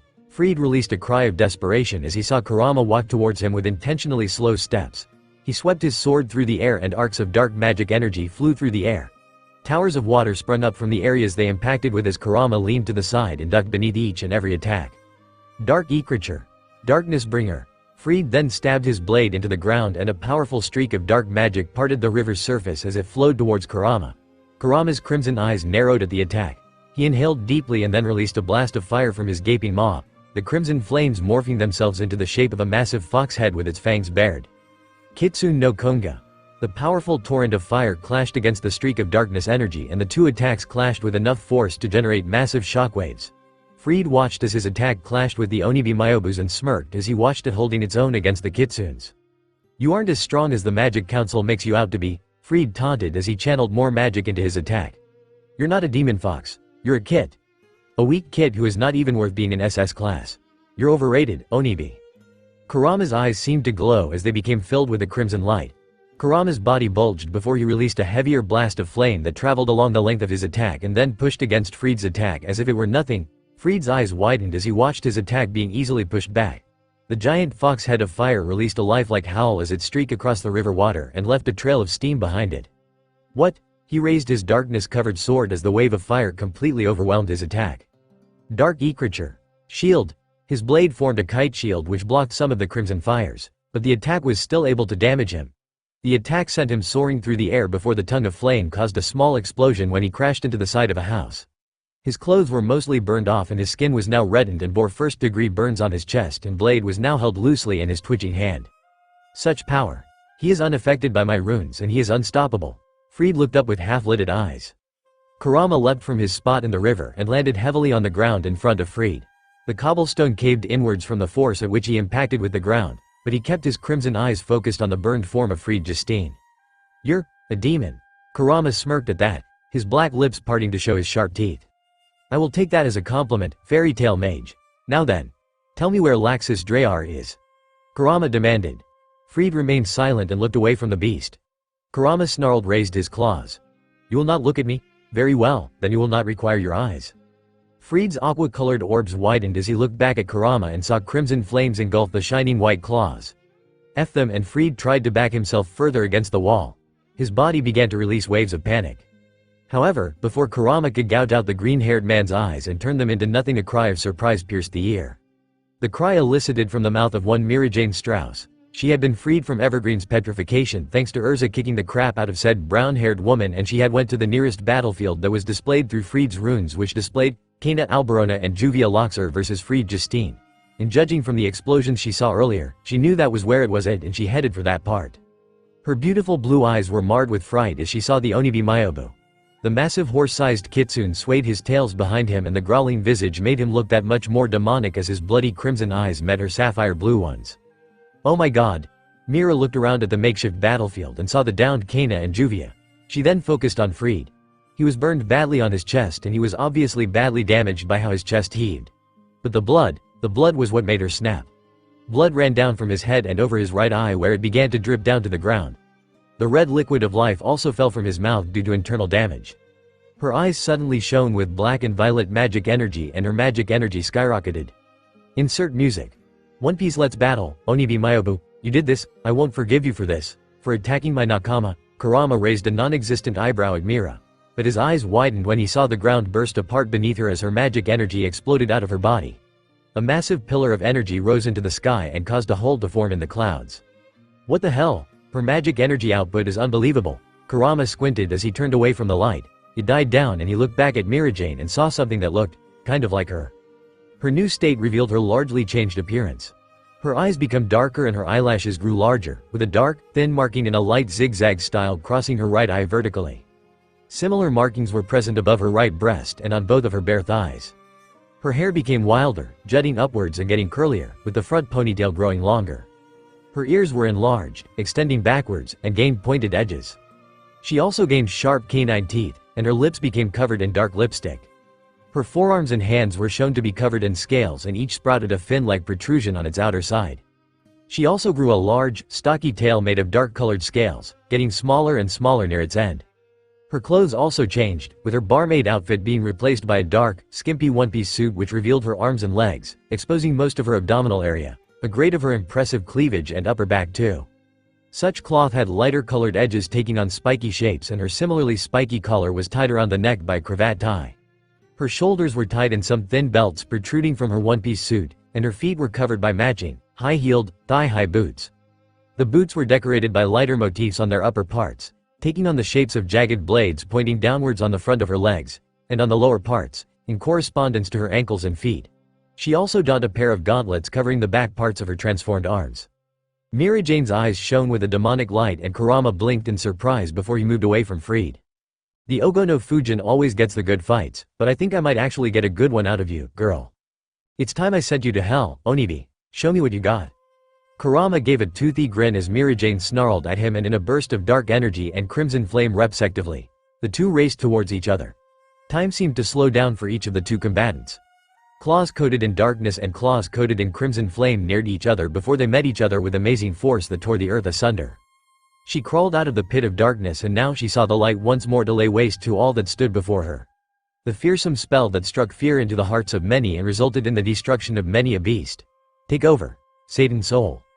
The demon of fairy tale was back. However, unknown to them, Kana's body was still holding on to consciousness. Barely, she clutched the card in her hand, a communication card she always kept on hand to stay in touch with everyone back at the guild, especially Master Makarov. She raised the card to her lips and channeled a bit of magic energy into it. Boy did she have something to tell Makarov. Rooftops, Magnolia Town, Fury.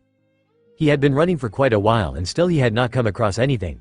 The people had fled into the safety of their homes when they saw the Hall of Thunder floating above their beloved town. Though most believed it was just another stunt fairy tale was pulling before the Fantasia Festival. But they knew better than to involve themselves with the destructive guild. He flipped atop a chimney and looked around before sensing a presence of magic energy a few buildings in front of him. He sniffed the air and his ears twitched as he put his senses on high alert. He then picked up on a magic energy signature. He leapt into the air and landed on the roof where the energy signature was coming from and the gasp of surprise met his hearing organs. Naruto blinked in confusion before his eyes narrowed. Out of all the humans I had to sniff out, you had to be the one. Urza Scarlet. Naruto growled and Urza's brown eyes widened as she looked at the blonde before her. What are you doing here? Haven't you caused enough damage already? Urza yelled at him. Naruto held out his arm and a blade of wind swirled to life around it. He raised an eyebrow in mild curiosity as he watched the redhead as she didn't even flinch at the presence of him activating his futon branch of wind magic. Her eyes. They're different. Similar to my own, eyes that have seen death and eyes that hold the memories of one who has spilled blood. Naruto chuckled and Urza raised an eyebrow in confusion. What's so funny? To think you of all people would be the one to commit the act. You, the alleged strongest woman in fairy tale. The mighty Titania of fairy tale who says taking a human life is a stain on the existence of a person. The most hypocritical little bitch I've ever met in my entire life. Naruto's volume increased with each comment he made about Urza. You killed. Urza's eyes widened before they returned to their normal size. She glanced down at the ground. I'm not proud of it, but I understand what it is now that you told my friends and I back in Oshibana during that incident with Eisenwald. Her hands clenched tightly into fists and she swallowed her saliva down her dry throat along her with her pride. You are right, Fujin. I know I am. A mage cannot live the life they live without having taken a life, and now I have come to claim another. Urza's head snapped up as she heard his words. Tell me where Laxus Drayar is. I won't tell you. Urza replied with a tone of defiance. However, just as she said that, the church building behind her released deafening crashes. Blasts of orange flame tore through one side of the church, which were coupled by large poles of black iron, while a bolt of yellow lightning ripped through the other side. Naruto and Urza blinked as they watched the church, and Naruto raised an eyebrow. Well, that was unexpected. He then went to go towards the church, but he quickly raised up his wind blade as Urza quickly drew forth a sword. Steel and wind clashed against one another before the two separated. Do not make me crush you here, you hypocritical brat. I have come to take the head of Laxus Drayar, not you. Get out of my way and I will spare your head, and met Naruto's threat with determined brown eyes. He may be a bastard, but he is still Master Makarov's grandson and a member of Fairy Tail. You want him? Urza tossed aside her sword and was suddenly engulfed in a bright light. The light died down to reveal her standing in her purgatory armor and holding the Sword of Kings in her hands, its platinum flames burning brightly. You will have to go through me. Naruto's white eyes died down to reveal their original blue color, and he tapped the gold and silver storage seals on his wrists.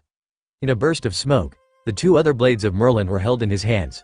With a flick of his wrist, Excalibur was engulfed in gold fire and Ascalon in silver fire. Naruto twirled his twin blades expertly before crashing them against each other in an X shape. Insert music. Toru Majutsu no Index 2 Naruto Dakai. Get out of my way.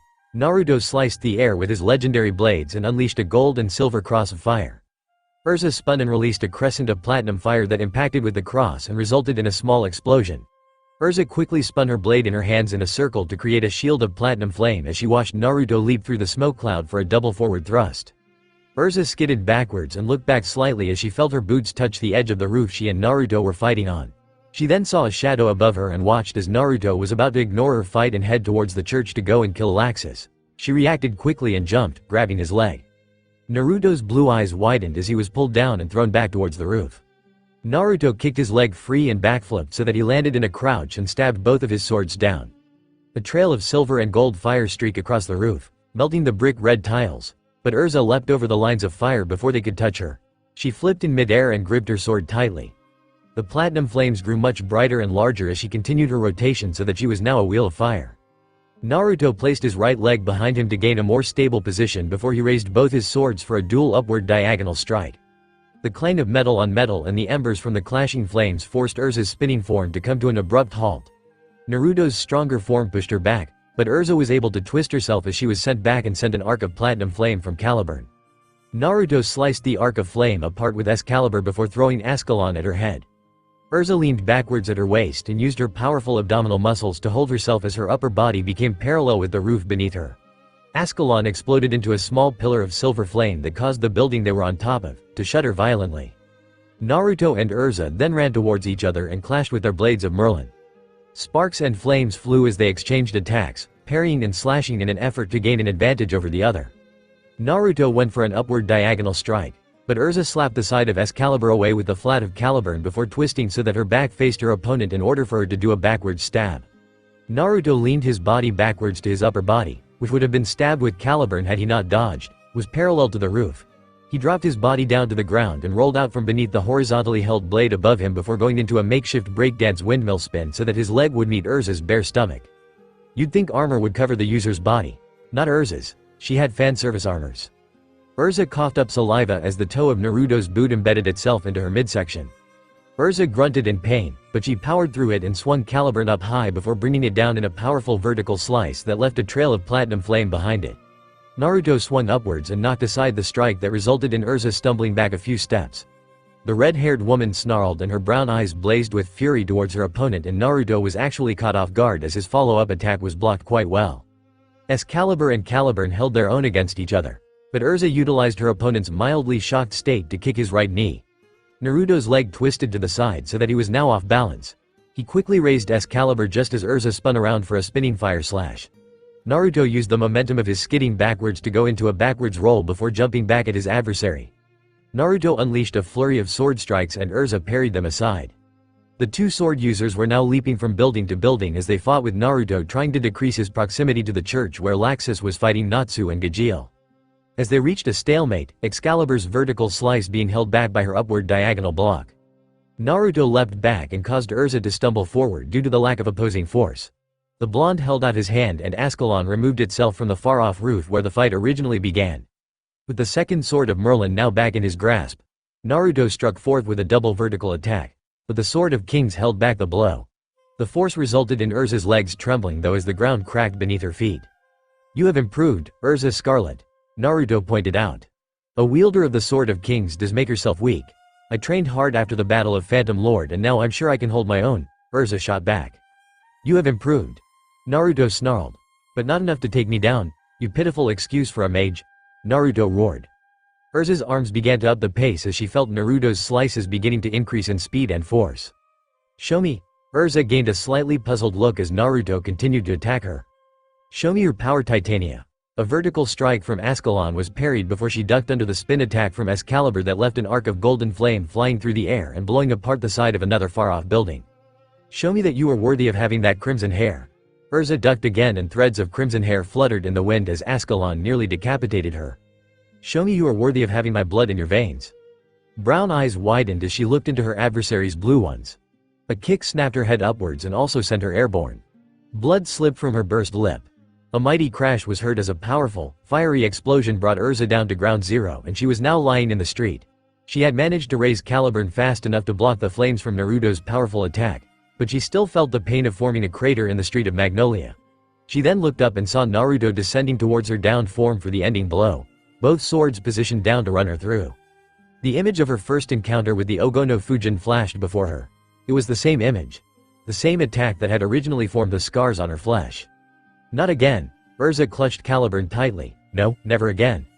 Urza rolled backwards and watched as large pillar of flame engulfed her previous location. The blast wave sent her flying into the side of another building. She grunted as she cradled her paining left arm and watched as it bore a red gash from scraping against the rough concrete. The pillar of fire then vanished as the flames swirled around Excalibur and Ascalon. Naruto calmly walked out of the crater and watched Urza's battered form rise once more. "Now I see why humans were so interesting in my Two-san's eyes. Even when you fall, you just keep getting back up." Naruto chuckled as he adjusted his face mask. He watched as Urza held Caliburn tighter than ever as he stood merely a few feet away from her, just outside of her sword's stabbing range. "I commend your growth, Titania," Naruto said before sealing away the two swords of Merlin. Urza fell to her knees out as she stopped supplying magic energy to it. "Why? Naruto glanced back in confusion. "You could easily kill me with everything you have at your disposal. You have power that easily exceeds my own. You beat a wizard saint for Fiore's sake. So why? Why do you insult me by only using your swords to fight against me? If you were a noble adversary, you would take your fights seriously and fight with all you have," Urza yelled. Naruto watched the proud female mage with a blank look. "You shouldn't look at my use of Excalibur and Ascalon as a method of insulting you, Urza Scarlet. You are one of the few who have now provided me with a challenge in the art of bladed combat. No one has ever done that and so it is why I allow you to live. It is why I do not use other forms of magic to easily strike you down. I may be a criminal in the eyes of the council and in the eyes of the citizens of Earthland, but I have my pride and, should they be worthy of it, the respect I give to certain opponents. You will live, Urza Scarlet, but now, I think it is time I leave for my real target." "Why do you want to kill Laxus?" Urza called out as Naruto began to hover in the air. Her eyes drooped as she began to feel her fatigue take its toll on her body. "To show him why he should respect his elders," Naruto snarled. His eyes flickered white before he vanished into the wind and Urza's vision vanished into darkness. Church, Magnolia Town, Fury. It wasn't very hard to know what had happened. Due to Evergreen's defeat by Urza, the other fairy tale girls had been freed from their petrified states and were no longer made of stone. Levi, using her amazing intellect, rewrote Freed's runes and allowed for Natsu and Gajeel to escape and take on Laxus and put an end to his battle of fairy tale. Natsu and Gajeel had found the grandson of Makarov hiding within the church and who was currently fighting Grey. However, Laxus proved that his rank of S-class was not just a mere title and showed off his power quite well by electrocuting the Ice Mage before he could even get a chance to get serious. Grey was powerful and he was an Ice Godslayer now, but with only 2 of those types of spells in his arsenal and not possessing the reaction time to fight off a living lightning bolt, it was quite obvious as to how Grey fell prey to the second-generation Dragonslayer. "Grey!" Natsu ran towards the black-haired mage who was rolled onto his side. Natsu turned the young man over. "Hey Grey, are you?" Natsu's eyes widened when he saw Grey with a large wound in the center of his chest. Grey was unconscious, most likely due to his body wanting to block out the pain from the obviously painful wound. Natsu bent his head low, his dark pink locks shadowing his eyes. "Bastard!" Natsu roared. How dare you attack your own nakama? Gajeel and Laxus watched as Natsu's body exploded into a pillar of fire. The phantom image of Igniel roared behind Natsu's angered form, which made both Gajeel and Laxus sweat a little. Peeved, I can do that. I think, Gajeel thought. He'd never paid attention whenever he was in an angered state, so he wasn't sure if a phantom of Metallicana would appear behind him if he was. The Iron Dragonslayer ignored his useless thoughts before shifting into a battle stance alongside the salamander. Insert music. Fairy Tale Mahu Taisen. Let's go Kuragane, Natsu stated. Let's kick his ass, salamander. Laxus merely gave a come hither motion with his hand. Natsu and Gajeel were quick to take on the offensive and lashed out with powerful fire blasts and giant rods of black steel. However, Laxus's powers over the element of lightning were quite extraordinary as he used his lightning abilities to form a golden wall of voltage. The attacks slammed into the wall and formed an explosion that shook the church complex, but the wall remained strong as the smoke cloud dissipated. Laxus grinned toothily at Natsu and Gajeel, their faces bearing snarls. This sparked the continuation of the battle, and it continued explosively as Natsu launched himself at Laxus, going skyward while Gajeel took the low road and changed his hands into a pair of chainsaw blades. Karyu no Saiga. Natsu's feet caught ablaze before he slammed them down, leaving an arc of fire to mark their path. Laxus sidestepped the attack and watched the ground of the church cave inwards.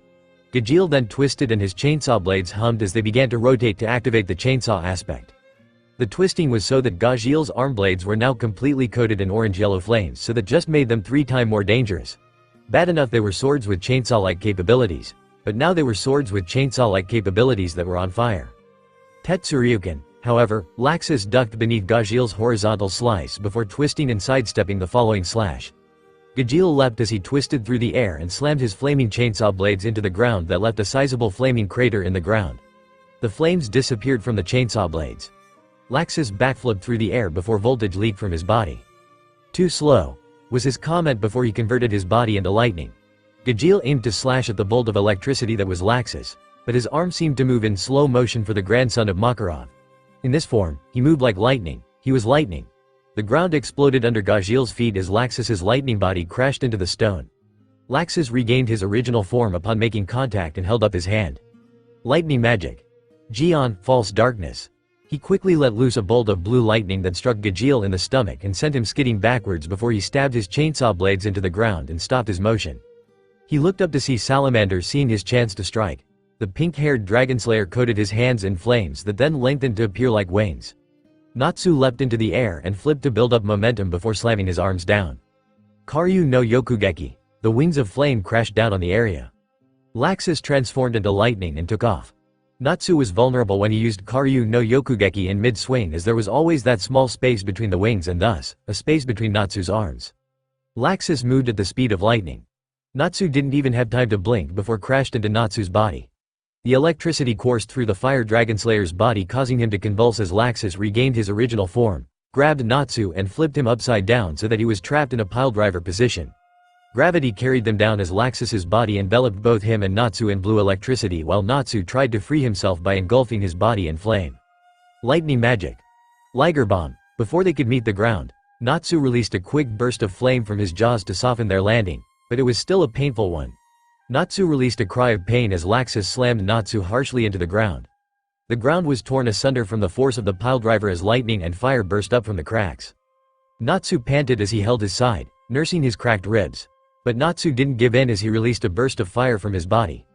Laxus grunted as he was forced to release Natsu from his arms. The son of Igniel then spun around and Laxus's eyes widened as whips of flame flew forth from his feet and nailed the blonde in his stomach. Laxus skidded backwards. Karyu no Saiga. Natsu then rolled back a bit so his hands were on the ground and he performed a cat spring, his feet lashing out and crashing into Laxus's stomach once more, and the blonde felt the air leave his lungs. Karyu no Inchu. Natsu twisted on his heels as his elbow caught a flame and he slammed it into Laxus's body once more, damaging his stomach for the 3rd time. Laxus looked down to see a large hole in his shirt which showed his slightly burned body. However, he then felt a powerful force impact with his body. He looked to see Gajeel standing with his arm ahiche plowed into his side. Laxus gripped the iron rod that was Gajeel's lengthened arm and ran electricity along it and shocked Gajeel, but the son of Metallicana powered through as he converted the pole into a clamp. Tetsuryu no Shibari. The jaws of the clamp wrapped itself around Laxus's body and Laxus released more voltage from his body, but Gajeel stopped the flow of electricity when he lengthened his arm, and thus the clamp as well, to slam Laxus through numerous pews in the church and then into the church's stone wall. He then dragged Laxus along the wall, a maneuver that was used against Natsu during their fight. A path of split stone was left behind Laxus as he was dragged through it, but he quickly converted his body into lightning and escaped. "He plays cheap," Gajeel muttered. "The bastard is only spamming that lightning body spell of his." Laxus returned to his original form and then fired bolt after bolt of electricity at his opponents. The ground was torn asunder as the bolts caused small explosions. Gajeel and Natsu performed every acrobatic maneuver in the book and then some. Gajeel had even tried to use his Tetsuryu no Yoroko, but the scales of the Iron Dragon made him into a living lightning rod as a result, and so he quickly abandoned the scales when he was struck for the 5th time when Salamander should have taken the hit. They were struck several times, leaving their clothes burnt and torn in many areas. Then the three growled at one another. Laxus held up his hands as lightning poured forth from his body. Natsu inhaled deeply, his chest and stomach swelling as fire and magic energy burned within him. Gajeel was surrounded by an aura of dark green magic energy before he planted them on the ground. Karyu no Hoko. Tetsuri Uso. Lightning magic. Mjolnir. Natsu released a massive burst of blue and white flame from his jaws as he decided to up his game and thus increase his flame's power. Gajeel summoned forth numerous giant lances that burst up from the ground and headed straight for Laxus. Said lightning mage held up a massive thunderbolt that crackled with power before it took on the shape of a giant hammer, the hammer of the Norse god Thor, Mjolnir. He swung the hammer down and a massive explosion of magic accompanied by an equally massive shockwave occurred. The windows shattered and the church itself shook even more as its stability was truly beginning to lose itself. It managed to stay upright, but in the end there were giant iron lances that sprung up from the ground and struck through the stone wall, while some had fallen through the massive hole Natsu's attack had produced. Molten rock released hisses as they fell to the earth below. Meanwhile, on their side of the church, behind Natsu and Gajeel, nearly the entirety of the wall had been blown apart and left a massive hole which still sparked with voltage. Natsu and Gajeel panted as they heard clapping coming from their opponent. Laxus was covered in dirt and had a few small bruises. His brown cloak was completely gone and he lost the left sleeve of his shirt. "Nicely done, boys. To make me start to sweat, you must have been training like crazy." "Fuck you," Gajeel snarled, his red eyes holding complete and utter disdain for the man before him. Laxus frowned at that before stamping the ground. A streak of lightning shot forth and both Dragonslayers were caught by the attack. They flew through the air and crashed down harshly on the ground. Laxus laughed as he watched Natsu and Gajeel slowly pick themselves up off the ground. "Come on, Natsu. Where's that fire from before?" Laxus grinned maliciously as he watched the son of Igniel and Metallicana face him. Lightning sparked around his body, some which bled off and was bent towards the iron rods Gajeel had produced. "You nearly got our Nakama killed, Laxus," Natsu roared as his body became engulfed in flames. Natsu rocketed towards Laxus and crashed a blue and white flame-covered fist at the blonde's face. But Laxus quickly became a bolt of lightning as he used his spell, Lightning Magic. Lightning Body, to avoid the strike. He then appeared above Natsu and slammed down on the rosette as straight as a pin. Natsu grunted as he cracked the ground from the force at which he met it. Laxus then jumped off of him and grabbed the Fire Dragonslayer by his legs and spun around before throwing him at Gajeel. Gajeel reacted quickly and caught his fellow Dragonslayer, and Natsu grabbed onto the back of Gajeel and positioned himself so he was back to back with the son of Metallicana. With a blast of fire from his mouth, Natsu provided a tremendous amount of thrust to send him and Gajeel rocketing through the air towards Laxus. Laxus smirked and released a bolt of golden electricity from his hands, but his eyes widened when he saw Gajeel convert his arms into black iron rods and slam one of his arms into the ground while extending the other towards the blonde mage. The black rod that went towards Laxus took on the electrical charge and channeled it into the ground like a lightning rod, and Laxus found the black iron embedded in his chest, which sent him skidding backwards from the force. Natsu's thrust continued forward though, and the two first-generation Dragonslayers wailed on their opponent. Gajeel had slammed a heavy shoulder tackle into Laxus's stomach when he and the Fire Dragonslayer reached their opponent's location before Natsu grabbed onto Gajeel's shoulders and heaved himself over the black-haired man. Karyu no Kajitsume. Natsu slammed a flame-covered axe kick down on Laxus's skull and sent him bending downwards, only to snap his head back up when Gajeel's iron-hard knee nailed him in the face and broke his nose. The Iron Dragonslayer converted his arm into a black rod and swung it. Tetsuryukan. The Iron Dragonslayer's attack met Laxus's body at full force, and the blonde rolled along the ground before he was met with a fierce kick to the side that sent him rolling in another direction, as Natsu had channeled his fires through his feet to act as a propulsion system to increase his speed and the force at which his kick would have struck the younger Dreyar. Laxus picked himself up, but he was harshly grabbed by his shirt as Gajeel leapt at him. Gajeel rotated with the momentum of his leap as he had used his iron legs to shoot himself forward like a cannonball. Laxus was slammed harshly into the ground before Gajil's arm converted into a pole of black steel that carved a trench with Laxus's body as it ran him through the ground. The pole then became a pincer as it wrapped itself around Laxus's battered body. Jihehe, salamander. Finish him. Natsu's body became enveloped in flame, his eyes glowing with power as Gajil threw Laxus straight at him. Karyu no Kenkaku. The flames took the form of the horn of Igneal and Natsu's blazing visage crashed into Laxus's. The blond man released a cry of pain as he was sent through the air. He crashed through the place and the marble table at the head of the church before slamming into the far wall with enough force to cause the entire foundation to shake. Natsu and Gajil panted heavily as they watched Laxus's downed form. It had taken many an attack to finally bring him down, but they had done it. Not bad, Kurigane. Natsu wheezed, chuckling with a toothy grin. Same to you, salamander. Gajil gasped out as he placed his hands on his knees for support. However, their celebration was cut short as they heard the sound of laughter. Their enhanced hearing had their eyes wide with shock as they watched the bruised and bleeding Laxus Drayar rising to his feet as if he didn't just get the beating of a lifetime. Ha ha ha ha ha. If you little brats think that is what it will take to defeat me, then you are sadly mistaken. You think you guys are the only ones with the powers of a dragon, let me show you how it's done. Natsu and Gajil's eyes widened when they saw Laxus suddenly hunch over.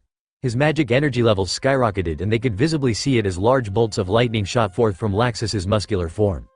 His body then came even more muscular, his nails became claws, his canines lengthened and sharpened into fangs. His hair became wilder in appearance and scale-like patterns covered his arms, chest and face. His shirt ripped apart from the lightning he was giving off as well as from his body expanding in size. He grinned widely. His pure white eyes lost their irises and they were slanted, like a dragon's. Laxus then formed an orb of lightning in his hands and ate it like Natsu would eat fire. Insert music. Fairy tale Toki Hinata. No way. He's a. But how? We can't eat our own magic energy and spells. Natsu stared with awe. So it was true. The bastard was right. The guy totally ripped us off. He's a manufactured Dragonslayer. Gajil muttered beneath his breath. The Ogono Fujin had told him of this predicament and he refused to truly believe it despite having carried the order to say when the second-generation Dragonslayer had returned to the town of Magnolia. But now, Gajil was dumbfounded. Laxus inhaled deeply as lightning and magic energy swirled into his jaws. The magic condensed into an orb of blue and gold electricity before Laxus swallowed it. His body bulged and steam left his maw before he breathed the energy back out of his mouth. Reiryu no Hoko, Lightning Dragon's Roar. The beam of lightning was massive. Large enough to encompass both Dragonslayers. It was too powerful to deflect or block and it was too direct to even think about having Gajil make himself a living lightning rod again. However, the two first-generation Dragonslayers watched as the beam of lightning veered off course and into the air and behind them. The three fairy tale members looked to see the figure of the newcomer that interrupted their fight. The lightning swirled like a miniature twister of voltage and was forced into this newcomer's open jaws. As the Dragonslayer of a divine dragon of energy, he had the ability to eat any form of tangible energy. Electrical, heat, nuclear and pure eternano itself were just a few of the examples and currently he was displaying the ability to feast on electrical energy. Once the energy was eaten, Naruto hovered in the air with a very pissed off look on his face. You are a blasphemy on face of this earth, Laxus Drayar. A dragon's powers are not meant to be manufactured and due to your disgusting method of gaining it, you have sullied the title of Dragonslayer. The Ogono Fujin roared. Ogono Fujin? Natsu, Gajil and Laxus looked at the 110-year-old Dragonslayer. Naruto landed on the ground and stalked towards his prey. Natsu and Gajil got up. Natsu was about to try and stop him while Gajil was about to ask how he got here so quickly, but neither had a chance to perform their respective tasks as Naruto punched them aside and sent them through the church walls. Natsu was laying down by gray while Gajil was by some shattered wood and stone. So the mighty golden wind god shows himself to me? You may have defeated those weaklings and those guys at Phantom Lord, but I am the strongest S-class mage in this guild. You do not scare me, Fujin. I am the Lightning Dragonslayer. Laxus laughed darkly. Laxus fired off numerous bolts of electricity at Naruto, but Naruto simply ate them. Laxus's eyes widened as Naruto grew closer and closer to him. Naruto continued to absorb the lightning-based energy that was sent his way. In a matter of 1 minute, Naruto was already standing before Laxus. Laxus was much taller due to his power-up, but height did not make a difference. Small or large, weak or strong, he would crush any in his path. Laxus Drayar, for the crime of participating in the act of sullying the name of Dragonslayers, by being part of that horrendous act committed by the Magic Council in which you gained a lacrima that synthetically produced the magic of a once-dead dragon of lightning. I sentence you to 1 destructive ass-kicking before I kill you. Naruto's power exploded from his body and Laxus, for the first time after so many years, He truly felt fear. Killing intent and pressure from Naruto's magic energy bore down on Laxus. The muscular blonde was about to fall on his knees, but the first-generation Dragonslayer would not give him the luxury. Naruto's hand snapped up and wrapped itself around Laxus's throat. The next thing the second-generation Dragonslayer felt was pain as Naruto raised him high up into the air and choke-slammed him. He was then ruthlessly dragged through the stone floor of the church as Naruto began to run, all the while keeping his clawed hands wrapped tightly around his victim. With a roar, Naruto held Laxus in the air and dropped him. A punch flew forth and Laxus gasped as he felt the air leave his body. Naruto twisted his fist as he embedded deep into the musculature of Laxus's body. A second punch found its way to Laxus's chest before an upward sweeping kick crashed against his chin. His head snapped upwards and the manufactured Dragonslayer was sent high into the air. Naruto leapt up after him and launched a second sweeping kick to the diaphragm that sent Laxus higher up into the air. Naruto grabbed Laxus and spun around rapidly before throwing Laxus at one of the giant iron lances Gajeel had formed. Laxus's body seemed to become one with the pole as his body arched with its shape, but Laxus was soon sent to ground zero as Naruto flew down at him with a Dragonslayer magic-covered fist. Time seemed to slow down as the iron lance cracked and snapped before it completely broke and Laxus's body was downwards. He crashed straight through two other massive iron lances before he was sent to the ground with three large pieces of iron falling around him. The grandson of Makara groaned as he rolled onto his side and coughed up vomit, spittle and blood all at once. He rose to his feet and wiped away the fluids from his lips, spitting out whatever remained. His white eyes then widened when a massive shadow formed over his body.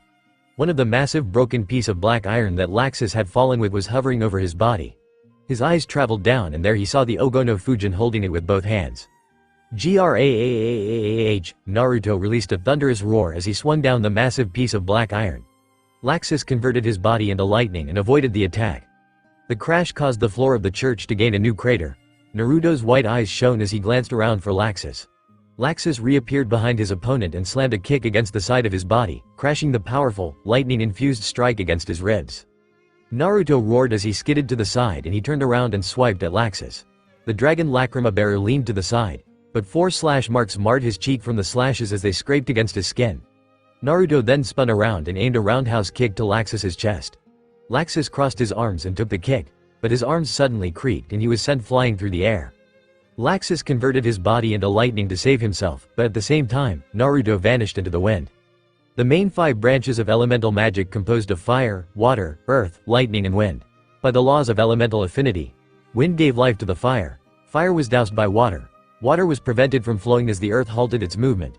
Lightning cracked and destroyed the earth and wind engulfed the lightning and unspectably air currents.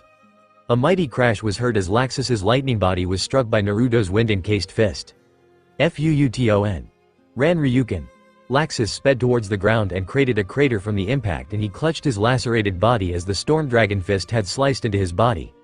Blood flowed from all over his body and then he released a cry of pain as Naruto had decided to crash down on both of Laxus's legs. The force was enough to crack his femurs and then he released another roar of pain as he was pierced through his shoulders by wind blades. With opponent unable to move, Naruto decided to give one last brutal assault. He walked over to the broken piece of iron and Raishe's strength of his draconian father. Black and blue magic energy formed clawed gauntlets that gripped the iron. Naruto raised it high over his head and Laxus watched in exhaustion as Naruto swung it down. Laxus tiredly raised his arms as he took the blow. His Dragonslayer abilities were wearing thin as he used all of his magic to make sure he could defend his body. Another swing followed that made his arms feel like they would break. A third made the bones creak. The fourth broke his radius bones in his forearms. The fifth made his arms drop and he was now truly vulnerable. The sixth swing met his body and Laxus cried out in agony as he felt his body being compressed by the iron lance.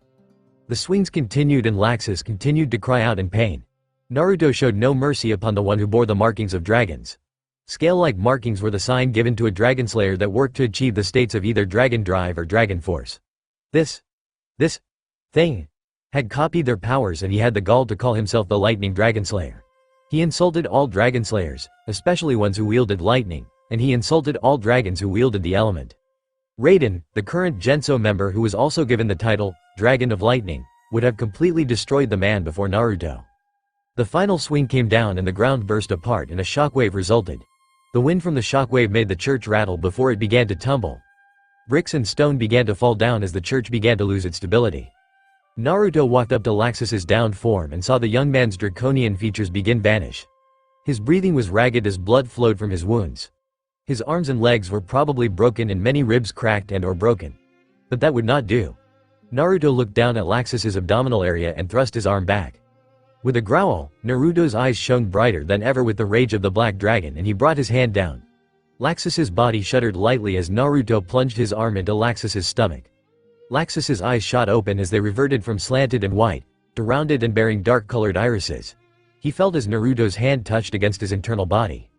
Your body has already assimilated the lacrima into your system. I cannot take back the power of the dragons that you took, but this will kill you, Naruto said with a cold tone of voice. No, Natsu stared in shock as he watched how brutally Laxus was beaten into the ground. Now he had an arm in his stomach, Laxus. Tears streamed from his eyes as he watched the grandson of Makarov beginning to spit up blood from the internal damage. Gajeel gulped down the bile that threatened to rise from his body. He knew that Naruto was a very prideful Dragonslayer and would many things to make sure the honor of their status was kept at an all-time high. No one took more pride in his Dragonslayer status than the blonde son of Agnologia, and it was with this that Gajeel knew that Laxus had what was coming to him. He was a Dragonslayer as well, and so he shared the Ogono Fujin's views.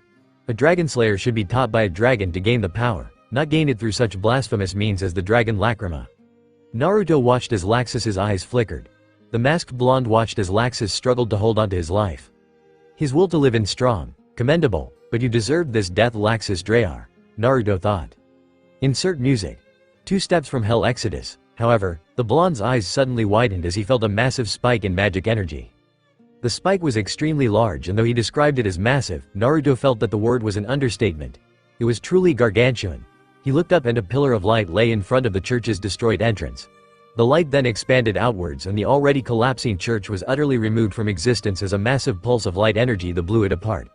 The ground shuddered as the church parts were destroyed and the light continued to shine brightly. Gajeel, Natsu and Naruto watched as the light pillar held a small shadow within its depths. The shadow's massive arm was visible as well. The shadow of an arm then lashed out once more now that the obstruction that was the former church building had been removed. With a harsh tug, Naruto removed his arm from Laxus's stomach and jumped out of the way of the giant arm. The massive fist then gently picked up Laxus and brought him towards it. The light then died down and Naruto's eyes widened when he saw the third master of Fairy Tail holding his grandson's bleeding form.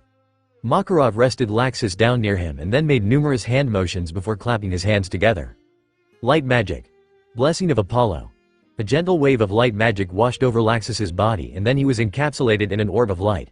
Makarov turned to Natsu and Gajeel as they rose to their feet. Natsu, grab Gray and Laxus. Get out of here. Gajeel, you too. Makarov said with a deadly serious tone of voice. Naruto adjusted his face mask as his shining white eyes stared into Makarov's shining golden eyes. Their magic powers flared to such a large scale that it was probably felt all across Magnolia Town. Natsu nodded and grabbed the downed body of Gray Fullbuster, placing him over his shoulder like a sack of potatoes, before he ran towards the orb of light where Laxus was being held and grabbed it. Gajeel followed, but spared a slight glance at Naruto. Their eyes met briefly and Naruto gave an almost invisible nod of approval to Gajeel, which was also masked as a way to tell the Iron Dragonslayer that the big boys were about to play. When they were out of sight, Makarov glared at Naruto with an even greater intensity. You have no intent of stopping, do you? First my strongest team, then my ace, and now you try to take my grandson away from me? Makarov's body grew bulged as it began to grow and expand. Your grandson is not worth existing.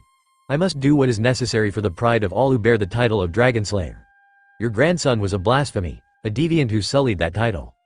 This is madness Fujin. I will not allow you to continue harming the lives of innocent people. Your grandson is far from innocent, human, Naruto roared back at the Titan of Fairy Tail. Naruto stood his ground as the shadow of Makarov engulfed his body. The shadows covered his face, chest and part of his upper arms, but the Titan's eyes glowed with the power worthy of a member of the 10 Wizard Saint. I will end your reign of terror here and now. I don't care about the Magic Council.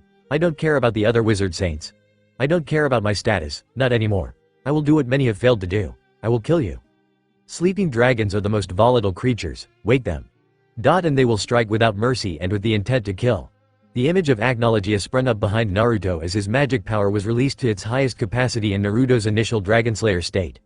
A burst of killing intent and magic power crashed against the one that Makarov Drayar was releasing. The Titan stared at the dragon with clenched fists raised, his veins bulging. His eyes closed as he recalled a passage from a scripture book he read many years ago. Because thou hast done this, cursed art thou from among all cattle, and from among all beasts of the field. Upon thy belly shalt thou go, and dust shalt thou eat all the days of thy life. And I will put enmity between you and the woman, and between your seed and her seed. He shall crush your head, and you shall crush his heel." Makarov's eyes snapped open and his large finger pointed itself at the Apocalypse Dragonslayer. "You're that serpent, Ogo no Fujin. Your fangs may sink into my flesh, but I will crush your head. You can try, Titan, but you will never hold victory over me. I have never lost and I do not plan to anytime soon." Naruto dropped down on all fours and his white eyes shone brightly. "So come, Titan. Let me show you the power of AD." Both combatants charged towards one another. One of the greatest battles to ever take place on the face of Earthland began. The gargantuan fist of the Titan clashed against the magic-made claws of the Apocalypse Dragonslayer. The shockwave that occurred was enough to cause the earth to shake and nearby windows shattered and or cracked. The ground caved inward from the force of the collision between the two cataclysmic forces and massive crater formed beneath both Dragonslayer and Titan. The two held their own, trying to overpower the other, but Makarov proved to be the physically stronger of the two as his larger form and muscle mass allowed him the ability to force his adversary into the ground. Naruto gritted his teeth as he pushed against Makarov's fist, the flesh of the Titan leaking blood as the knuckles of the Titan were impaled by the magic claws, but Makarov ignored the pain and powered through. "Fall, you demon!" Makarov roared. Naruto's white eyes widened as he felt the resisting forces vanish and he was pushed back. Naruto glanced back and watched the ground as he neared it. The ground shook once more and a small dust cloud erupted from the impact Makarov's fist made with the former church grounds. Makarov's eyes glowed as he held his fist on the ground, but his eyes widened as he felt resistance. Hidden by his massive fist, Naruto's feet were planted firmly on the ground and had his arms, glowing with the magic of his draconian father, pushing back against the gargantuan limb. The ground beneath him was nothing but a crater and it was only through pure strength that he was able to keep himself from being smashed. His arms were trembling as he used a great amount of strength to keep himself from being flattened. Makarov Drayar really was powerful and worthy of his title as a wizard saint. "I've come too far to fall here, Titan of Fairy Tale. Do not underestimate me." With a roar, Naruto pushed the fist aside where the ground caved in once more. He then crouched down on all fours and his Dragonslayer magic erupted from his body in the form of a blue-black, flame-like aura. His white eyes shone brilliantly. He knew Makarov Drayar was indeed a mighty opponent. He learned from his battle with Jose Porla that wizard saints, though human, were much stronger than they let on. He tensed his arms and legs before pushing off of the ground, leaving cracked ground and a small cloud of dust where he formerly stood. The wind rushed past his ears and through his wild blonde hair as he neared his target with ferocious speed. He began to front flip to build up momentum, but Makarov's glowing eyes saw the rapidly approaching object. The elderly guild master bent his head low and met Naruto's powerful kick with a headbutt. Naruto grunted as the large skull countered the force of his blow and pushed him back.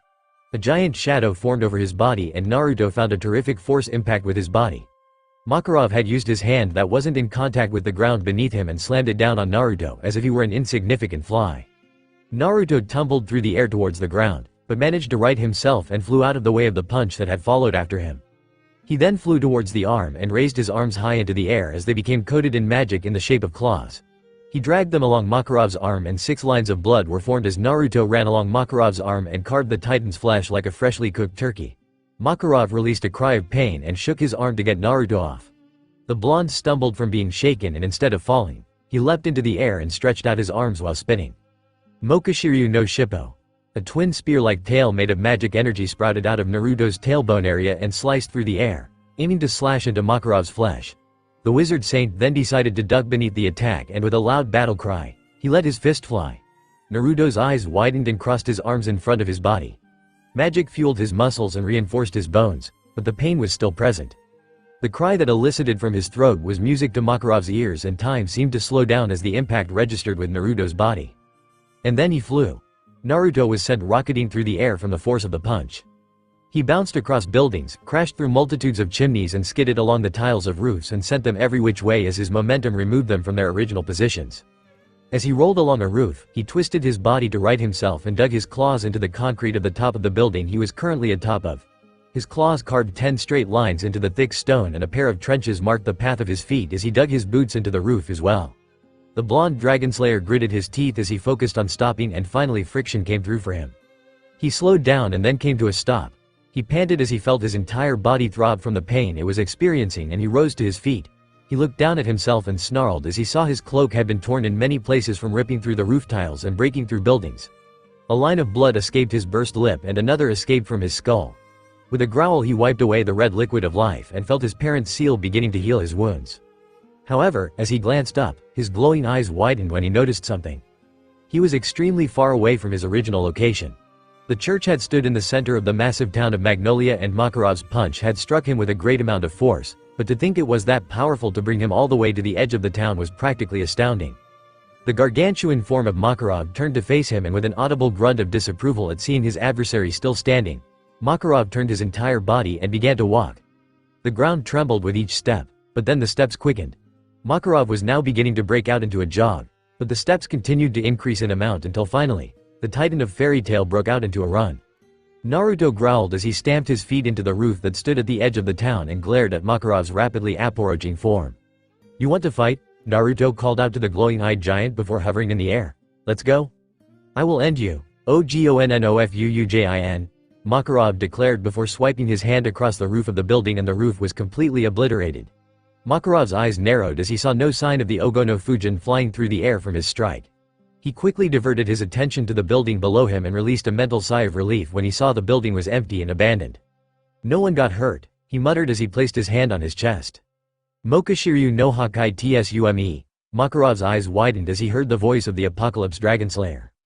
He glanced over his shoulder and cursed when he saw the attack was already in motion. He managed to twist enough of his body to avoid the strike to his spinal column, but the claws still crashed into the muscle beside it. Naruto slammed the claws down and they cut deeply into Makarov's flesh, or at least as deep as one would be able to cut a massive giant whose body was composed of hard muscle, and then a massive force rippled through Makarov's body. The Titan's body stumbled forward from the force of the strike, and his bare foot caught itself on the boundary that marked the town's limits. Makarov tripped over the wall and fell atop the grass-covered ground that lay beyond Magnolia Town. But Makarov went forward with the fall and rolled on the ground before rising back up to his feet, and then clapped his hands together and a mighty shockwave raced through the air. Naruto vanished into the wind before the shockwave managed to reach him, and then reappeared behind Makarov for another claw strike, but Makarov expected that. "The same trick will not work twice, boy," Makarov snarled before striking with a devastating backhand blow. Naruto flew through the air and crashed into the trees and three of the tree SD. Naruto growled as he looked to see Makarov leap into the air, his massive form bearing down on him. Naruto quickly reacted and flew out of the way of the original point of impact, but the force of the Titan's impact was enough to generate a gargantuan shockwave that sent the blonde tumbling through the air, and an equally large crater formed beneath the Elder Drayar's feet. Naruto flew above the trees and then raised his arms, coating them with magic energy. The magic then morphed into the shape of the feather-like wings of the Black Dragon of the Apocalypse. He reared back his arms before bringing them forward with a massive amount of force. Mokashiryu no Habataki. The wings flapped harshly and a massive gust of magic-infused wind flew forth at Makarov. The Titan of Fairy Tail raised his arms and took the attack head-on. Makarov's massive frame kept him in place, but the speed of the winds that flew past his body left thin lines on his muscular arms, and one formed beneath his right eye. Makarov clapped his hands together once more and a massive shockwave tore the landscape asunder, but Naruto flew above the shockwave. When the multitude of trees were uprooted and fell to the ground, Makarov reached down and picked up a number of them and held them as if they were darts. With a battle cry, Makarov threw the trees at Naruto in rapid succession. Naruto quickly barrel-rolled to avoid the first one before going into a loop-de-loop as two more followed after. Another was directly in his face, but Naruto spun his body around like a drill and reduced the tree into splinters by releasing numerous arcs of wind. Naruto then continued to fly forth as he saw three more trees rocket towards him. Naruto held out his hands and the winds responded to his will. Naruto thrust his hands back and the winds were forced through the air as a large pressurized blast of speeding air currents flew forth. "Fudon! Hantai no Fujin!" Naruto called out, and a large hand made of wind crashed into the trees and obliterated them. The final tree was then pelted through the air and Naruto's eyes narrowed at Makarov's massive form. He would not be bested by this human. By any human. Not now. Not ever. The son of two wizard saints went into a front flip as he flew towards the tree and then lashed out with a straight kick. Blue and black magic energy coated his entire leg and a large shockwave rocketed out from the point of impact as the limb made contact with the piece of vegetation. Mokashiryu no Jinshinkyaaku. Naruto used an impressive amount of strength and the tree reversed direction, and Makarov's eyes widened as he saw his weapon was sent straight back at him. Makarov punched the tree and shattered it apart before racing towards his opponent again. The 200-foot giant raced across the landscape out of Magnolia Town and aimed a kick at Naruto, but the smaller combatant spiraled around the assaulting limb only to suddenly find himself caught up in the large gust of wind that was generated when Makarov spun around on his heel to drop a massive axe kick down on him. Luckily for Naruto, the The gust of wind from Makarov's rotation served to aid him as the winds pulled him out of the way of the attack, and another crater marred the earth below when the Titan of Fairy Tail's heel met ground zero. Taking advantage of the missed blow, Naruto flew up and reared back his fists before striking Makarov's face, more specifically his nose. A loud crack echoed through the air as the cartilage snapped in two. The bridge of Makarov's nose had been broken from the relatively powerful blow, and blood leaked from the elderly man's nostrils. Makarov grunted as he grabbed his nose and snapped it back into place with an equally large crack sound before swatting around at Naruto as if he were fly. Naruto maneuvered around the strikes and kicked Makarov's nose once more, and this time, the nose was broken with no chance of forcibly fixing it back into place as more blood gushed from his nostrils and required the wizard saint to breathe through his mouth lest he suffocate due to inhaling his own blood. However, as Naruto circled around Makarov's body to strike once more, the giant of a man attacked much faster than one would expect for a 200-foot giant. Naruto rocketed down towards the ground as he was struck down by the downward palm strike from Makarov's other hand. A crater formed from the impact Naruto made with ground, and he grunted as began to rise to his feet. His white eyes widened, however, when he was forced back down to the ground by the massive fist that fell atop his body. A second punch followed. Then a third, a fourth, and the number kept increased.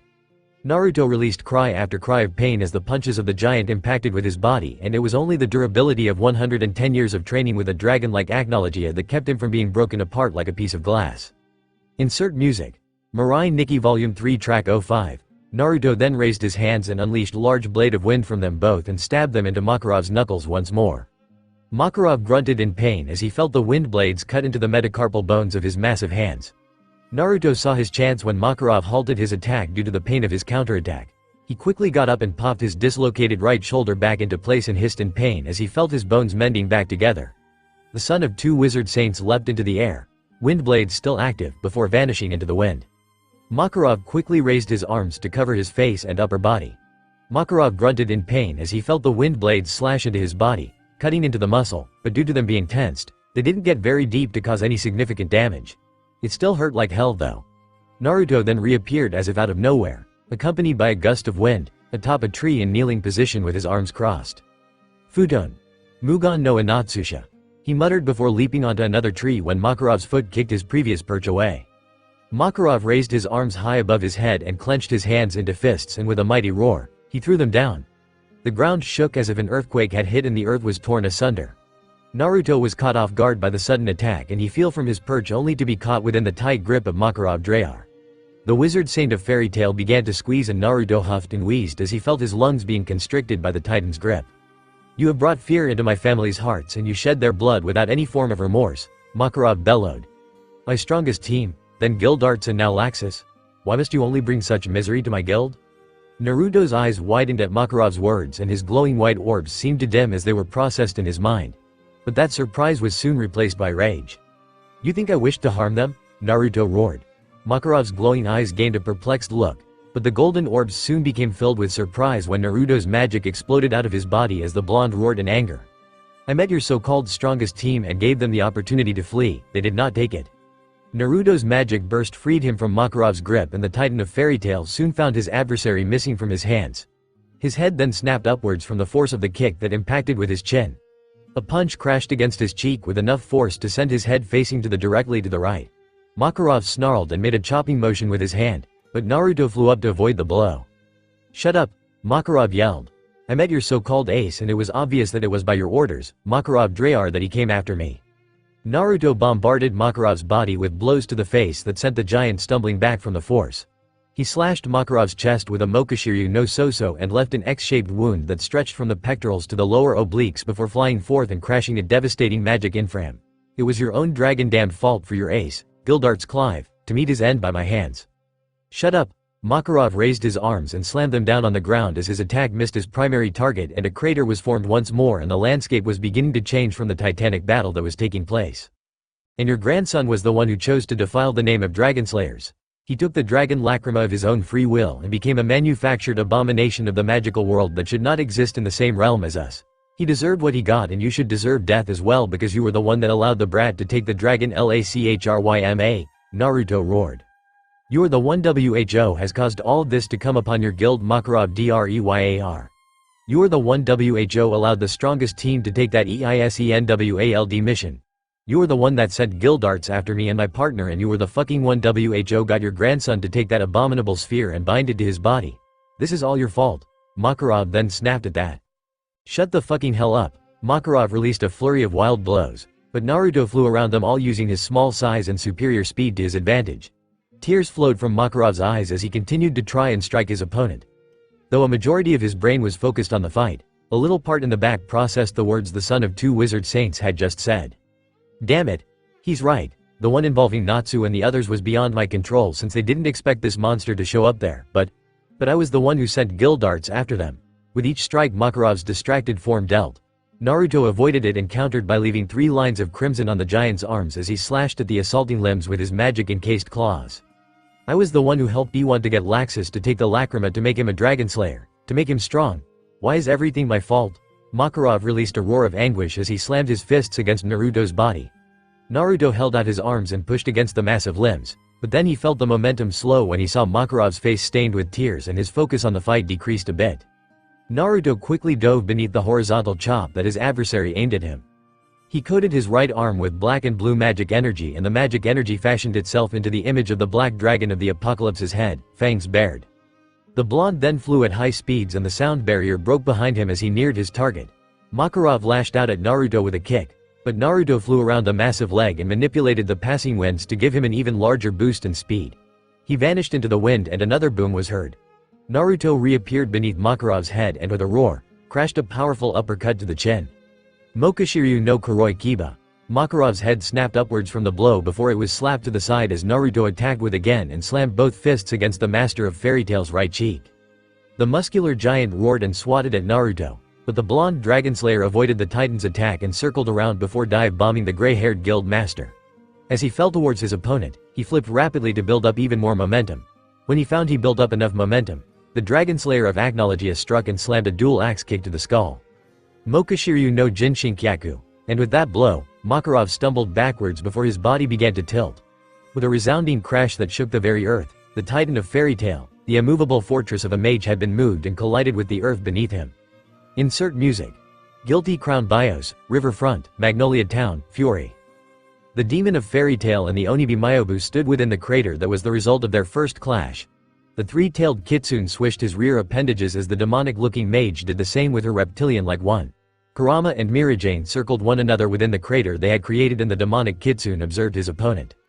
The blow she dealt was quite strong if it was able to hold up against my three-tailed form's attack and challenge it to produce a stalemate. However, her time from not being on active duty is showing. The red-eyed fox glanced down at the hand that Mirajane had struck with and saw she was slowly flexing it every few seconds. The two demons stared at one another, and after one more round, Mirajane's patience had worn thin. If you won't make the next move, then I will Myobu, Mirajane roared before stamping her foot down. The ground of the crater beneath them shuddered from the force, and a streak of dark violet magic energy flew forth from the point of impact and split it apart. Kurama slammed his claws down and met her magic blast with a stream of crimson flame. The two attacks collided and the three-tailed kitsune took off through the smoke cloud that had formed. Mirajane had raised her gauntlet-covered hands to shield her from the wind of the blast wave, but her blue eyes widened when she saw Kurama leap through the smoke cloud. The kitsune's limbs were extended outwards and Mirajane found her arms trapped in his claws. The forward momentum carried Mirajane downwards and she released a grunt of pain as she was harshly slammed into the ground, the mighty crimson-furred canine pinning her there with his strong forelimbs. You look like you'll be a fun opponent, Mirajane Strauss. The demon of Fairy Tail has been out of commission for about 2 years if I'm not mistaken, so I do hope your skills haven't dulled. Kurama pressed the demonic mage's buttons, but when she tried to move, Kurama pushed down harder and the demon of Fairy Tail found the ground beneath her beginning to shape itself around her as an imprint was forming. She was gasping a bit since Kurama's body was pressing down on her impressive chest a bit. A lot of humans would kill to be in the position I am in now with you. You're not into bestiality, are you? Because I prefer my own kind, you know. Mirajane's blue eyes saw red as she pushed against Kurama's form and forced the kitsune off of her as she kicked him in the stomach. Kurama backflipped through the air to steady himself, and as he landed, his eyes widened when he had to tilt his head to avoid the punch that quickly followed. You're fast for a human, Kurama commented before he took advantage of Myra's close proximity to twist and slam his three tails against the side of her body. Mirajane grunted as the flaming rear appendages burned against the side that was struck, but Kurama gained a look of mild surprise when Mirajane grabbed his tails. Not many had the guts to grab his tails, especially when ignited. With a roar, Mirijane threw Kurama over her head, still keeping a tight grip on the blazing tails with her gauntlet-covered hands, and slammed the kitsune harshly into the ground. A small smoke cloud formed from the force of the collision before she swung Kurama once more and threw him into the river. Kurama skipped over the water's surface and came to a stop when he managed to right himself in the relatively deep waters. His body was about the size of a large horse, so he was capable of standing without any difficulty. Once he was assured that the bed of the river that ran through the populated town was, he then watched as Mirijane leapt into the air and performed an elegant swan dive as she dove into the blue waters. Kurama's senses went on high alert as he lost sight of his opponent. Suddenly, he felt a massive spike of magic energy beneath him, and he quickly slammed his tails down on the riverbed to give him the increase in altitude needed to assist him.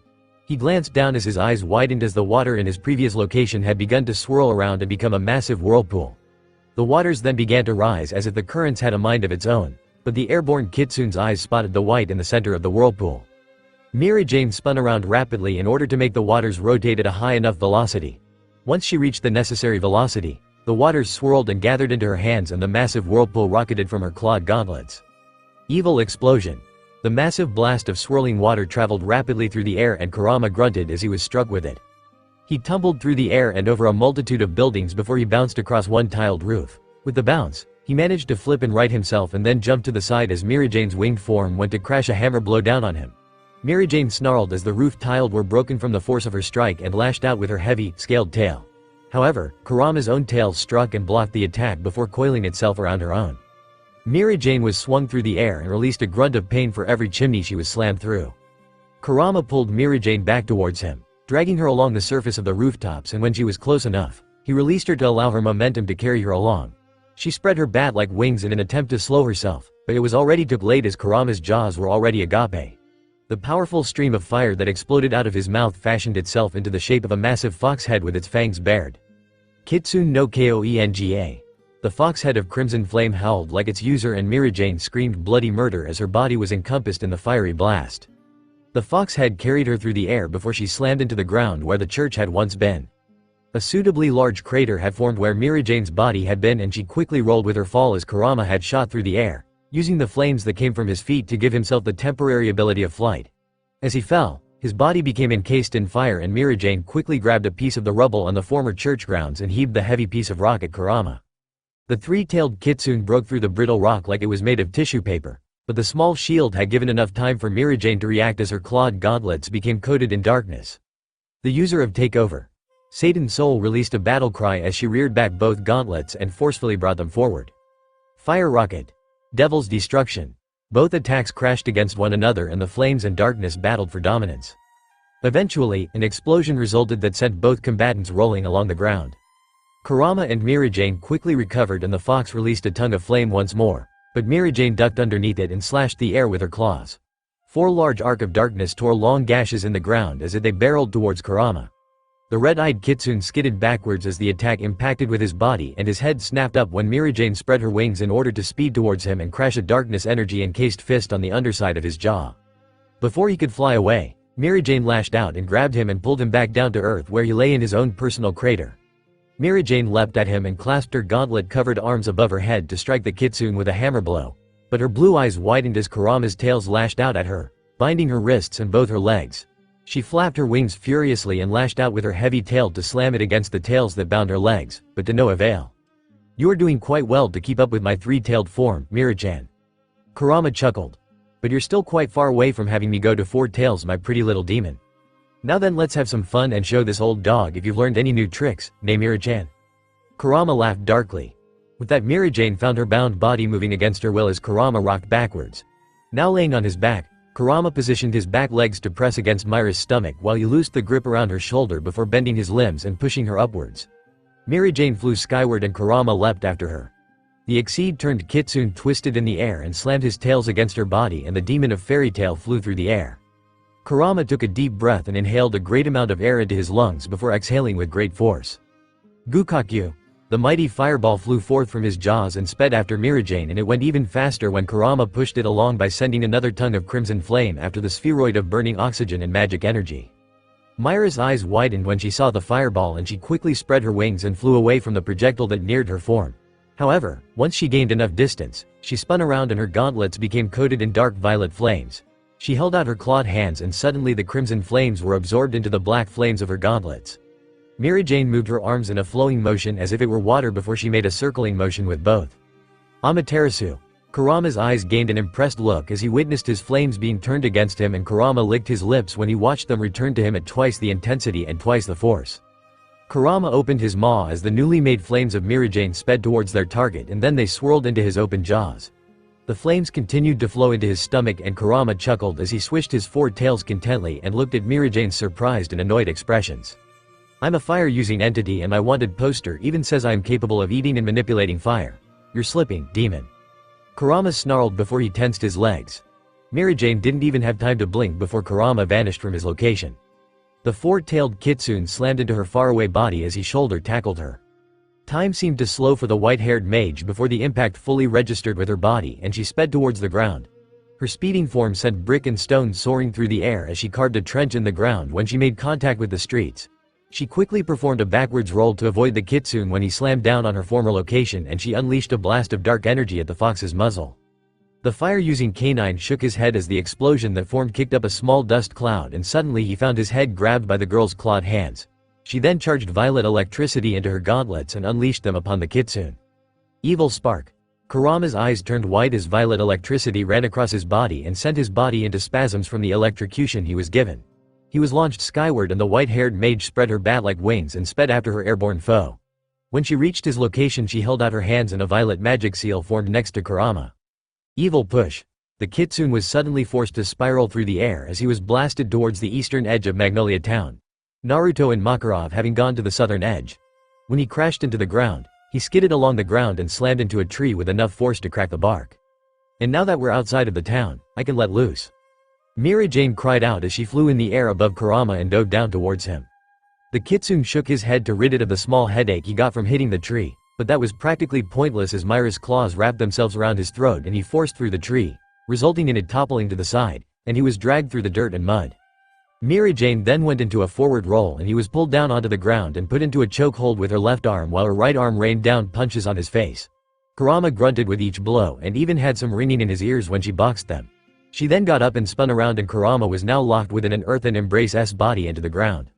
Mirajane flew up into the air and held her hands above her head. Darkness and magic energy swirled to life and a sphere of violet-black energy pulsed within her claws. "I'll take you down, Onibi Myobu, soul extinction." Mirajane thrust her arms in the direction of Kurama's downed form, and the kitsune was completely covered by the powerful beam of energy. His body was dragged through the ground as the beam dug into his durable body, and when he was at least 30 meters from his original location, the beam was disconnected from Mirajane's hands and the energy exploded outwards as a massive dome that was large enough to cover at least a quarter of Magnolia Town. The forest was torn asunder, and soon nothing but a massive circular-shaped wasteland was what remained of that particular area of the forest outside of Magnolia's eastern side. Mirajane panted heavily as she hovered in the air, her wings flapping lightly to keep her airborne. She watched the area where her attack had caused the massive crater and chuckled to herself, flexing her claws with satisfaction written across her face. "Ha ha," she laughed. 2 years of not working and I managed to take down the Onibi Myobu. I can't believe it." Mirajane spun around like a ballerina in midair and performed a little aerial dance as she celebrated her victory. "Eat that Urza. I took down the Onibi Myobu and you couldn't, and I've even been inactive.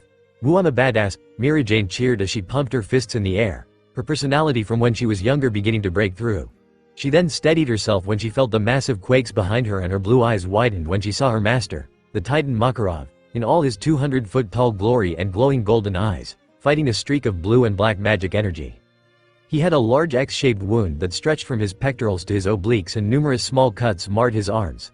His nose was bleeding and bent oddly, thus showing it was broken, and his head was bleeding as a trail of blood flowed over his right eye and down his face. Mirajane gulped as she felt the massive magic energy of her master and the Ogo no Fujin as they battled. However, her battle was far from over. Insert music. Naruto Shippuden Himanji. A massive howl broke through the barrier of perpetual silence that had come with the Onibi Myobu's alleged demise, and the white-haired mage turned around and watched as crimson energy and flames suddenly filled the entirety of the crater where Kurama should have been laying in defeat. Mirajane flew towards the area, her eyes still wide as the bowl of fire and energy crackled and spat its residue everywhere. Utter disbelief then came across her entire being as she stared at the center of the crimson firestorm. Within the center of the crater, Kurama rose to his feet and rolled his neck and shoulders, cracking them with a sigh of relief. He looked up at the winged demonic human that was Mirajane Strauss and growled. I thought this would be fun, but she nearly made me take actual damage with that soul extinction thing she did. This is getting annoying. Kurama snarled. He howled and Mirajane's demonic form was blown back a bit as the storm of crimson fire flew forth and bent to his will, and soon a massive pillar of fire raced towards her. Mirajane coated her claws with violet-black flames and thrust them against the pillar of flame. Her gauntlets quickly began to absorb the flames. Her body shuddered though as the fires actually carried a bit of force behind them as she was pushed back a few feet in the air. She panted as she was finally able to completely stop the storm of fire. But then she watched in fright as a kitsune the size of a fully grown bull elephant was now in front of her. 4 tails spread out behind him.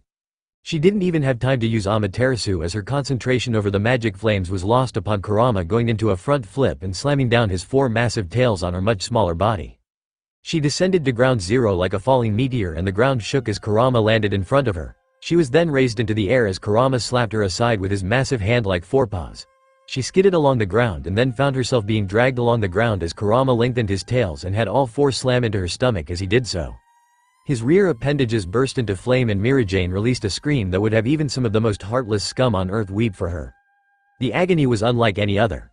A large trench was carved into the ground as Mirajane was continuously dragged through it, breaking through trees and stones without losing even a bit of momentum. The black and burned earth that marked Mirajane's path came to an end as Mirajane had her ankle wrapped around by one of the 4 tails. She grunted as she slammed into the side of a tree, breaking it in half. Kurama directed his opponent to crash into multiple trees with enough force to break them, said pieces of vegetation crashing down to the ground. She was then tossed into the air and batted around like ragdoll as each one of the 4 tails sent her on a collision course with another one. She was sent rocketing skyward and then 2 of the 4 tails stabbed through the membrane of her wings. The tails then snaked themselves around the wings as they continued to go through the membrane before stopping as they found themselves around the bones that connected them to her shoulder blades. You are actually a beautiful creature, Mirajane Strauss. Myra's eyes widened as she felt the bones in her wings begin to creak as pressure was being applied. No, no please, she uttered. Whatever caused you to stop your career as a mage must have been quite the tragedy. Losing your younger sister could do that to people. Kurama continued to apply bits of pressure and the bones began to creak louder and actual cracks and snaps were meeting Mirajane's ears. No, please, don't break them, please I beg of you. Wings as magnificent as yours should remain spread wide, but Kurama's eyes narrowed as he spoke with malicious intent. You are not meant to fly today, little demon. Now face reality, and fall. Snap. The pain that through Mirajane's body elicited a scream of agony from her lips. The bones of the wings poked through the skin and blood and bone marrow flowed from the broken wings. The tails then burst into flame and the crimson embers spread over her bat-like appendages as if they were covered in oil or gasoline. Mirajane's wings were now on fire and her screams increased in volume. You did well for someone now back on the battlefield, Mirajane Strauss.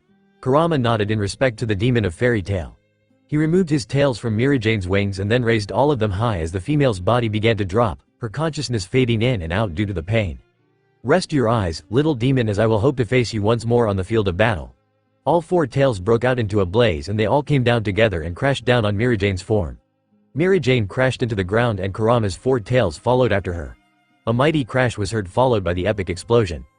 A massive tower of crimson fire erupted from the point of impact with the ground and Kurama shook his head as he looked at the flaming crater where his opponent lay. The ground was torn asunder and 10 meters of the surround area was now blackened and reduced to ash. The attack should have easily reduced her to a mass of flesh covered in 3rd-degree burns. But then again she was using the magic of a demon, so it was possible she was just rendered unconscious. Such a shame. And I was sure she would have put up much more of a fight since she was actually holding herself quite well against me. Oh well, seems like I was disappointed at the end. Kurama frowned as he felt the tremors that rocked the very earth as Naruto continued to do battle with Makarov. And Naruto still gets all the good fights and I'm stuck with the cannon fodder. Buo fight. Kurama sighed. Might as well check to make sure she stays down since Fairy Tail is notorious for never staying down. Kurama walked up to the flames and extinguished them with a mere thought. They were his own flames after all. His emotionless gaze stared at the body in the center of the crater and Mirajane's body suddenly glowed with magic energy and Kurama's eyes widened when he saw Mirajane revert back to her original self and released a hiss out of pity. Her body was lacking the 3rd-degree burns. She had a few 1st-degree ones centered around her midsection, but what made him release his hiss were the large spots of blood on her back where he had broken her demonic form's wings. Her body reverting to normal saved her from the agony since her bone structure returned to that of a normal human's, but the blood and the pain of having her wings torn off would most likely remain for quite some time. However, before he could dwell on the state of the white-haired mage, His eyes widened when he picked up on the large magical energy concentration far off into the southern landscape. Or former landscape, seeing as how Makarov and Naruto tore through it like a pair of wild dragons. That can't be good, Kurama muttered before turning to run off. He paused and looked back at Mirajane's unconscious form and shifted back and forth as his brain tried to decide on what to do. Look. Just wait there. Don't move. Mirajane's unconscious body remained still in response. Please let me make it in time. In a flash of crimson flame, Kurama was gone from his location. Insert music. 2 steps from Hell Dragon Rider. South of Magnolia Town, southern forests, Fury Makarov grunted from the force of the blow and raised himself up from his grounded position. His glowing eyes narrowed with rage as he looked at Naruto, who was hovering above him. The Apocalypse Dragonslayer panted as he had put a lot of effort and force into the attack. A blow like that would normally destroy a person's skull, and even if it were something more durable it still would have cracked their skull open. Naruto clenched his fists in annoyance. So why are you unharmed? Why do you rise once more, Makarov Drayar? Deciding to vent his frustrations, Naruto sped towards his downed opponent and Naruto crashed down on Makarov's abdominal area and Makarov grunted as he felt the impact. The blow was felt by Makarov and the giant of a man countered by slapping Naruto aside with a massive hand. Naruto tumbled through the air and slammed into a tree. Makarov ran towards Naruto's location as he saw the tree shudder from the impact the white-eyed mage made with it. The tree was kicked through the air and Naruto flew through the air with the piece of vegetation, and suddenly a massive shadow encompassed his form and he was then forced to the ground by Makarov's gargantuan foot.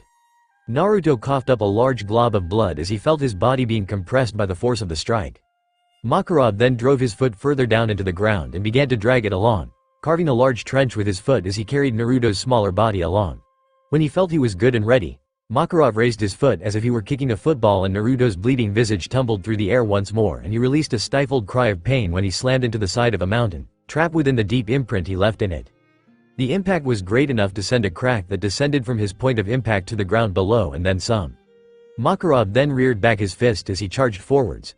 Naruto raised his head and watched as Makarov's form neared him, speeding towards the mountain with an intent to smash him into a bloody smear against the side of the mountain. But Naruto would have none of it. His eyes shone brilliantly as Makarov was literally right about to smash him, and then the blonde released a massive amount of magic energy in a single, epic burst that made the earth below and the mountain shake. The earth split apart and a nearby mountain shuddered before its side began to crack apart. A large landslide formed as the mountain's damaged form began to crumble. Makarov released a cry of pain as the large boulders fell atop his body. One nailed him in the head and cracked his skull a bit so that a stream of blood flowed down from his scalp and over his right eye. The Titan of Fairy Tail raised his arms as the rest of the former mountainside began to collapse atop of him and Naruto. Naruto fell from his imprint in the mountain as his magic energy expulsion made him fall to the ground below alongside the rocks that once made up the mountainside. The black-cloaked mage twisted his body and managed to flip so he could land without breaking anything. He coughed as he quickly, but shakily, rose to his feet and the shadows of the boulders covered his body. His white eyes widened before the boulders collided with everything that lay below them. The landslide lasted no longer than a minute, give or take a few seconds. The dust and earth scattered throughout the air as it took a while to settle. Makarov was easily able to defend against it due to his massive body, but the speed at which they rolled down the former mountainside was enough to leave a bruise on his forearm and the blow to his skull was still covered with fresh blood. The Titan of Fairy Tail looked around with his glowing golden eyes. He spied Magnolia Town and noticed that he and the Ogo no Fujin had put quite a bit of distance between the town and themselves. A blessing in his opinion, as the destruction they had just caused would have no doubt reduced the populated area to rubble. The once green and lush forests were split apart in many areas due to the fissures, and once tall trees lay flat on the ground as they were uprooted due to the force of the blows both combatants dealt. The area where Makarov was standing had been reduced to a collection of craters and fissures, and now the mountain range outside of the town was missing approximately half of the mountainside. Maps would have need to be redrawn when this was over. The 10 Wizard Saints member continued looking around the battlefield and watched the small hill of cracked boulders, looking for any sign of the blonde SS-class mage. He closed his eyes and reached out with his senses, focusing on finding the magic signature of the Ogo no Fujin. His eyes then snapped open as he felt the magic signature pop up. The Titan walked over to the hill and raised his mighty fist to smash the boulders into rubble, and with no form of hesitation he struck forth, aiming to finish the job of avenging his guild. His family. However, his eyes widened when he felt the magic energy signature spike significantly. Black and blue magic energy streams poked through the spaces in the hill of stone before a massive pillar of energy tore the ground asunder and expanded outwards as a dome of magical might. The rocks from the landslide were literally reduced to nothing as they were obliterated from view, and Makarov was surprised when he felt his massive frame actually shift backwards from the force of the magic energy pulses and the winds. The magic energy then fashioned itself into the shape of Agnologia, and Makarov's golden eyes widened as he stared at the image of the black dragon. Insert music. Black Rock Shooter Battle of BRS Extended. What is this feeling? Makarov thought as a bead of sweat traced his jawline. The image of Agnologia's roaring form then vanished as it receded back towards its point of origin, and Makarov's large eyes widened greatly as he saw Naruto standing before him. His skin was covered in black and blue magic energy that flickered like a flame before it spread across his body, and he gained scale-like patterns across it. His white eyes shone brighter, his blonde, red highlighted hair now had a few streaks of black and blue mixed into it. His fangs and claws looked longer and sharper, and his cloak and t-shirt were torn apart from the magic energy, leaving him only in his pants and boots. Naruto growled out Ed up to look into Makarov's golden eyes. Apocalypsu. Doraibu. He really is one of them. Like Natsu and Gajeel. The Ogono Fujin is a Dragonslayer. Makarov flinched at the sight of those white eyes as they seemed to stare into his soul. His eyes widened as he saw the son of Agnologia take a step forward, and to his surprise, he had raised his foot and had taken a step backwards out of the fear he was currently feeling. The Apocalypse Dragonslayer growled like a wild animal. The ground broke down and craters about a foot in a diameter formed beneath his feet when he began to walk. It was as if his very presence was causing the ground to cave inwards. Now let me show you true power, Makarov Drayar. Naruto snarled before taking another step.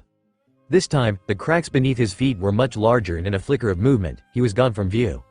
Makarov didn't even have time to blink as a streak of dust and scattered earth marked Naruto's path before he appeared in front of Makarov's body by his chest, fist reared back.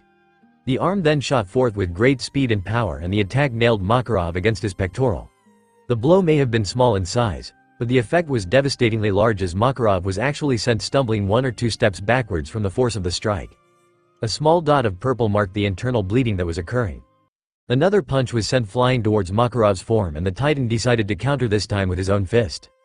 The two powerful blows crashed against one another, and a massive shockwave burst forth from the point of contact, and the ground beneath them trembled as a result. Makarov stepped forward and used his heavier form to overpower the puny Dragonslayer, and Naruto gritted his teeth as he held his own before converting his fist into a flat palm. His claws dug into Makarov's skin and drew blood. Now that he was firmly anchored to the master of fairy tale's body, he moved his body and tore the skin and some muscle tissue away from Makarov's knuckles. The Titan gritted his teeth in pain and then was sent skidding backwards when Naruto flew towards him and kicked him in the chest. A punch was found crashing into his sternum and the bone creaked. His mouth was agape as Naruto's powerful form slammed into his diaphragm and the wind was drawn out of his lungs. Flying upwards, Naruto twisted his body to build up momentum before lashing out with a devastating kick that slammed down on the man's skull with enough force to generate blood trauma, as shown by the small amount of redness in Makarov's glowing eyes, and send the giant of a man to his knees. Makarov quickly recovered however and lashed out with a punch to Naruto's body, and Naruto grunted as he felt his ribs crack from the force, but his healing factor made his recovery that much quicker. Makarov and Naruto exchanged blows as giant fists and feet clashed against Naruto's sharp claws and ferocious kicks. Shockwaves resulted from the force of each blow as they clashed against one another or against the body of their intended target. The Titan and the dragon didn't even notice that they began to move through the lands, leaving destruction in their wake. The forests behind them were reduced to crater and crack-filled zones that made it seem as if Aetherion the satellite square cannon had been fired. And this time, the entirety of the mountain Naruto had broken earlier had come crashing down as Makarov and Naruto had continued to batter it with blows as they tried to hit one another. The two leapt away from the collapsing tectonic creation. When the dust settled, both Naruto and Makarov were covered in blood. Naruto didn't have wounds due to his healing factor, but the blood that covered his body showed that he had taken quite a bit of damage, and the bruises and thin slashes that covered Makarov's body showed that Naruto had managed to hold his own quite well. But Makarov's heaving chest wasn't even moving that quickly, showing that his stamina was quite amazing for an 80-year-old man. For a human of your age, you are quite an opponent. Naruto panted as he began to regain his breath. Flattery will not sway me, boy. I don't care if I have to face the trials and be locked away for it. I will kill you. Makarov charged forth. Naruto's white eyes narrowed at the man. He flew forth and flew around Makarov's massive form and decided that it was time he put the Titan of Fairy Tail out of commission. He flew at the large man's neck and his claws twitched as they became a blur of black and blue. Mokashiryu no Hakaisu. Naruto's eyes widened as he was halted in his strike to sever the old man's carotid artery and spill his blood. He glanced at his body and found it was caught by the elderly Drayar's rough hands. The heir of two wizard saints tensed his muscles to reduce the constriction and succeeded in doing but he failed to stop the motion of the man's massive arm. Naruto was slammed repeatedly into the ground and he growled, keeping his mouth tightly shut so that he wouldn't unleash the cries of pain his body wished to release. Naruto was then tossed lightly upwards as if he were a ball, and the blonde suddenly found himself careening through the air when Makarov struck him from the side with a powerful chop. He crashed into the ground and rolled along it before he slammed into a boulder and said rocks shattered as a result. Naruto growled as he got back up and watched as Makarov's massive fist slammed down on the ground. A straight line of pure force rocketed from towards his body and Naruto quickly dropped onto all fours, digging his claws and boots into the dirt so that he remained in his original position. When the shockwave ended, he pushed off and left a trail of sharp wind behind him that sliced the earth before leaping into the air, and Makarov's eyes widened from the speed at which Naruto appeared in front of him. The small Dragonslayer hovered by Makarov's chest and with a roar Naruto struck. Makarov's golden eyes widened as the force spread throughout his body, the muscle beneath his skin rippling as if it were made of jelly. And with that, the mighty titan coughed up a glob of blood before he was sent skidding backwards. The titan of Fairy Tail continued to skid backwards and only came to a stop when he slammed into the side of the mountain that Naruto had nearly destroyed earlier. The mountain cracked and shook and more rocks fell from above. Makarov raised his hands and blocked Naruto's strike, glancing upwards a bit as he felt the rumbling of the rolling boulders. He grabbed Naruto and slammed the Apocalypse Dragonslayer into the side of the mountain before tossing him against the landslide. Makarov clapped his hands together and a thunderous shockwave tore through the air. Naruto was given an increase in speed and he tore through numerous boulders because of it, while the ones he didn't slam into were reduced to rubble due to Makarov's thunderous clap. Naruto flipped and dug his hands and feet into the mountainside. His motion halted as he bent his legs and with a roar, he pushed off the rocky surface, which resulted in it caving inwards from the force at which he rocketed off of it. Makarov picked up a few trees and threw them at Naruto, but the blonde slashed at them with his claws and tore through them like they were made of tissue paper before flipping and crashing his feet against Makarov's chest. The titan released a gasp as the blonde's feet dug into his flesh and Makarov was sent toppling to the ground, flattening everything beneath his body. He rolled with the blow as the momentum of the Dragonslayer's blow was enough to carry Makarov through the ground. The titan quickly raised his body and tilted his head when he felt the Dragonslayer approach him. A massive explosion occurred behind him and he glanced back to see Naruto's magic-encased claws and feet had torn open a hole in the earth. The blonde skidded backwards due to the momentum of his crash before leaping into the air and opened his jaws. Magic energy swirled into his open maw and the black and blue ed into a sphere within his jaws. Naruto swallowed the sphere and steam flowed out between the gap in his jaws, his body bloating slightly. Makarov's eyes widened as he recognized the body motions. He took off at a rapid pace, his massive legs closing the distance between himself and Naruto in a matter of seconds. Makarov lashed out with a devastating elbow strike and Naruto grunted and coughed out a massive amount of blood as he slammed through trees before losing his momentum and crashed into the ground. However, steam still flowed from Naruto's mouth and the Apocalypse Dragonslayer rose back to his feet. Makarov couldn't stop the attack even as he tried to charge at the boy once more. Mokashiryu no Hokoo, Naruto roared and a massive blast of energy tore the land asunder. Makarov raised his arms to protect his body, but it did him little good as the blast tore through his left forearm, left pectoral and then out of his back and continued through the air before crashing into the mountain range behind them. A flash of black and blue blinked into existence and vanished as quickly as it came, but once it did, there was massive explosion of magic energy. A dome of black and blue magic energy formed and it began to expand at an extremely fast rate. The winds generated by the blast wave were enough to rip into the surrounding lands and blow against Makarov and Naruto's own bodies. In the end, there was a massive clearing as one mountain and half of the mountain next to it had been completely destroyed. Reduced to dust, possibly even worse than that. Makarov gasped as he looked at the large hole in his arm and chest. The attack had gone through and the blood didn't flow in copious amounts since the heat given off by the energy partially cauterized his wounds. The pain, however. Fuck, god damn it. Ah! Makarov roared as he held his arm tightly against his chest, covering up both holes. Makarov's screams of agony pierced the air and his sensory nerves felt as if they were on fire. The roar of the Apocalypse Dragon was truly a fearsome attack and a painful one at that. Once he had vented his pain to the world, Makarov's directed his glowing, golden eyes at Naruto was now on his knees, the pain from Makarov's previous elbow strike finally catching up with his body. Insert music. Fairy Tail Mahukyu no Tabibito. No time to waste, no time for the original warning of 1, 2, 3. Makarov rose to his feet and stamped the ground to steady himself and rise to his full height. The 200-foot titan of Fairy Tail clapped his hands together and he closed his eyes. His thoughts were reduced to just the thought of focusing his magic. The black fairy tail symbol that completely covered his bare chest began to glow as it was outlined with golden light. An aura of golden magical energy encased his body, Massive amounts of magic energy was drawn from the Eternano in the air and mixed with the magic energy that was supplied by the third master of fairy tale. Naruto glanced up from his kneeling position. His white eyes widened and suddenly he felt the massive amount of magic energy being concentrated between Makarov's hands. No, I will not fall here. Naruto held up his hands and magic energy swirled to life as the spiraling sphere of Eternano appeared. He poured whatever magic energy he had remaining into the attack, which was possibly equal to what Makarov was pulling between his hands. The winds and Dragonslayer magic accumulated into the Rasengan and soon it became a shining, rotating shuriken of wind and energy. Ichi nin no otoko unison raid. Psycho fuuton. Rasen's hurricane. Naruto reared his arm back and then with a roar of effort, he hurled the spiraling shuriken through the air. The loud screeching of the Rasen shuriken blocked out every sound to the two combatants. Makarov's magic continued to condense between his hands when he began to part them. A massive spheroid of golden light appeared between his open palms. The magic energy orb appeared like a miniature as prominences of magic energy rose and fell from its surface. Darkness shall banish light and the will of the fighter shall be lost from thine form. I call upon the power of the spell of the first master, Mavis Vermilion.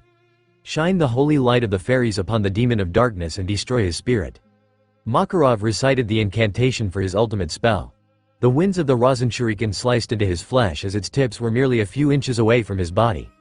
Then Makarov's eyes snapped open. The golden light they held before were now comparable to that of the sun's. A pair of golden magic seals sprouted forth from his eyes and the fairy tale symbol on his chest changed from its original black and became a shining gold like his magic aura and his eyes. His hands slammed together and a sound reminiscent of a thunderclap was heard. Fairy law. A massive pulse of golden light flew forth from Makarov's body and Naruto couldn't believe his eyes as the Rasen shuriken appeared to have just vanished, becoming mere wisps of magic energy. The image of the golden magic seal appeared in the clouds above and then a massive pillar of golden magic fell down from the heavens upon Makarov's body before it was released outwards as a wave of magic energy. Naruto gasped as he suddenly felt weakened, his kneeling body trembling before he fell flat on his face. He raised his arm and white eyes could only watch in disbelief. His magic was being drawn from his body. He looked down and found his body losing its darkened hue, the blue flame-like marking vanishing along with his scale-like patterns. With his drive form no longer active, the full effects of the spell of the master of fairy tale struck. What? My magic. My magic. Impossible. Naruto looked up at Makarov and his white eyes flickered a bit before they returned to their original blue. The magic continued to be drawn from his body before the bright light of fairy law completely encompassed his body. This light was blinding and it burned him. Naruto roared in agony as his form seemed to have been lost in the light. A few seconds later, the flash of light died down and Makarov rose up from his hunched position and brought his hands down to his sides. The golden effects of fairy law continued to bless him as the magic energy flowed over his body from his guild mark and then filled the holes in his body and washed over the cuts and bruises. The physical wounds caused by Naruto's attacks and the former forested area glowed with the golden light and Makarov's body was healed. But the fatigue was still present as Makarov was panting a bit. Beads of sweat running down his body and the areas where the Mokashiryu no Hoko had torn through his flesh and bone were much lighter in comparison to the rest of his body. He then looked down at Naruto's unconscious form. The giant walked over to Naruto and in a few steps was already by his downed body. To think that such a young form could possess such power. Not to mention he is a Dragonslayer. Such power these creatures possess. Makarov frowned as his mind showed him the image of when Naruto's magic seemed to fashion itself into the likeliness of a black dragon with glowing white eyes. And you speak of my grandson to be an abomination. To have been swayed by the magic of the black dragon from the final book of Zareth. You have fallen very far from the path of light. You will know mercy from me, boy. Makarov inhaled deeply and positioned his body appropriately, clenching his fist tightly as he reared it back. It's been 40 years since the last time I had to take a life, but those were dark times during my era. The times when dark guilds and demons roamed the lands. Cults who worshipped the devils that walked amongst us were forced to be removed. May you find the retribution you seek when you reach the fiery pit, Ogo no Fujin, Makarov said before unleashing his blow. No, a deep gruff voice roared. Makarov didn't have time to react, but he had enough time to turn his head and his dark-colored irises met the bloody crimson kitsune that crashed into his body. Makarov grunted as he was sent flying through the air and landed harshly against the ground. Makarov grunted as he raised his fatigued body and grunted as he felt a burning pain on his arm. The muscular giant mage looked down to see a fresh, red burn present on his upper right arm, the arm he would have ended Naruto's life with. Makarov then turned back and watched as a massive kitsune, one that equaled him in height and with 7 tails swishing behind its body, bent its head low and raised Naruto in its clawed hand like forepaw. Come on boy, don't be dead, Kurama muttered. His ears twitched as he held Naruto's blood-covered form, and a sigh of relief escaped his black-colored lips. His heart rate is slow and his breathing is extremely soft. I need to get him back to HQ to recuperate as soon as possible. You lost Naruto, but at least you're alive. The Onibi Myobu turned his head and snarled with rage at Makarov's rising body, but the snarl quieted down to a mere growl. I could kill you where you stand right now, Titan of Fairy Tail. He spoke as he watched Makarov's panting form. Using fairy law after such a grueling battle would take its toll on many a fairy tale mage, and Makarov had nearly died taking down the Ogo no Fujin. Kurama was said to be equally strong, and Makarov knew that if he went through with this battle he would surely not have the luck to use his ultimate spell a second time. But I won't. I will let you live, but only for you to suffer as you watch your grandson's corpse and live with the regret that you were powerless to stop his demise. It would be a miracle if your boy pulls through, Kurama growled out. He will live, Makarov bellowed, but Kurama merely narrowed his eyes in response. Your grandson deserves his fate, and if he lives then pray that we do not meet him again. The dragons have smiled upon your boy should he live, but he will not have the luck for a second time. A second-generation Dragonslayer is not something that should exist on this plane or any plane of existence. Kurama then placed Naruto atop his head and turned around. The crimson-furred Kitsune paused as he began to walk away and glanced back when he watched Makarov hold out a hand to him. Wait, Mira. Mira-Jane. What did you do to her? I felt her magic energy along with yours. If you chase after me and I will knock you down, burn you to the point that you will not move. Kurama's eyes seemed to glow with a demonic light as he spoke, and then make you watch as I raze the very place you call home. Kurama glanced up at the pale-looking Naruto. Damn, that fairy law was no joke when they said it was called one of the ultimate deterrents. Makarov watched in shock as the Kitsune spoke his words, and he knew the multi-tailed canine was not bluffing. Makarov nodded and Kurama nodded back to him. She's by the eastern area. She lives. Kurama spoke, and with that the mighty Kitsune ran off into the distance, shrinking in size as he ran further and further away from Magnolia Town. Once the Onibi Myobu was out of sight with the Ogo no Fujin, the Titan of Fairy Tail mimicked his would-have-been adversary and ran towards Mira-Jane's location while simultaneously shrinking. By the time he had arrived at the Demon of Fairy Tail's location he had already returned to his original diminutive appearance. Makarov sighed as he looked down at Mira-Jane's unconscious form. The burns that covered her stomach would heal easily with help from Rin or Porlyuzuka. He had already shrunken down from his Titan form by the time he found Mira, and despite his diminutive frame, his strength was still paramount as he raised up the larger beauty. Why did you fight, Mira-chan? Makarov wondered as he walked back into the town. Porlyuzuka's house, East Forest, Fury 3 weeks later. After the episode concerning the Ogo no Fujin's and Onibi Myobu's arrival in the town, as well as Laxus's stupid act of trying to make the guild stronger by getting rid of its weaker members through a battle royale, the citizens of Magnolia were assured by Makarov himself that the whole thing was just a staged event. The damage was real as he used Fairy Tail's trademark wanton destructive tendencies as an excuse. It was actually one of the few times he was grateful for said tendency. The Ogo no Fujin and Onibi Myobu having been present was obviously kept very hush-hush, as having two SS-class criminals suddenly raging a battle against the town's guild would obviously cause panic. The Fantasia Festival had proceeded as planned once the guild members had all been healed and prepped for duty by Ren, except for his one and only grandson. Laxus was said to have been on death's door, but he was able to pull through. However, the news given to him was that while the operation to save the younger Dreyar had been successful, the damage to his magical circulatory system was quite extensive. The Dragon Lacrima's assimilated abilities had been completely removed from his body, as it was said the puncture wound's point of impact had torn through his magic coils, and all of the Lacrima's powers had been redirected to making sure Laxus still had a magic coil. He would be able to continue on as a mage, but his synthetic Dragonslayer abilities were now gone from his body, and as a result he would be significantly weaker than how he had been. And to add salt to the wound, when Laxus woke up after 2 weeks of being in a coma, Makarov had to give him the news that he was being excommunicated for his actions against the guild. Laxus wanted to scream, to say that it wasn't fair for him to be treated like this, but he knew he deserved it. He threatened his Ji-chan's other family, and that was a deep blow to the trust that Makarov once held for his grandson. Laxus accepted his fate, and he watched as his grandfather broke down before him, releasing tears of sorrow for not being able to help Laxus through his life as much as he wanted to, and for not being able to stop the Ogo no Fujin from dealing the damage he had done. A few days after Laxus left, Makarov had received a call from Porlyuzuka telling him to come by, that she had something to show him. It was important, she said. What could be so important that she had to yell at me? Makarov grumbled as he scratched his inner ear. The damn woman was really loud when she wanted to be. She had also told him to make sure that he was to come alone. When asked about it, she had replied by telling him that the others had already been through too much to bear the emotions that would surface when she showed him what she wanted to show him. Makarov sighed as he came to a stop in front of Porlyuzuka's door. Well, time to see what she wants. He raised his tiny arm and knocked on the door, the sound echoing through the beautiful forest. Makarov glanced around, adjusting the blue and orange jester's hat he wore when he was not in a serious mood, and watched the passing family of pink, rainbow-plated stegosaurs. His attention quickly turned back to the door when he heard the sound of creaking wood.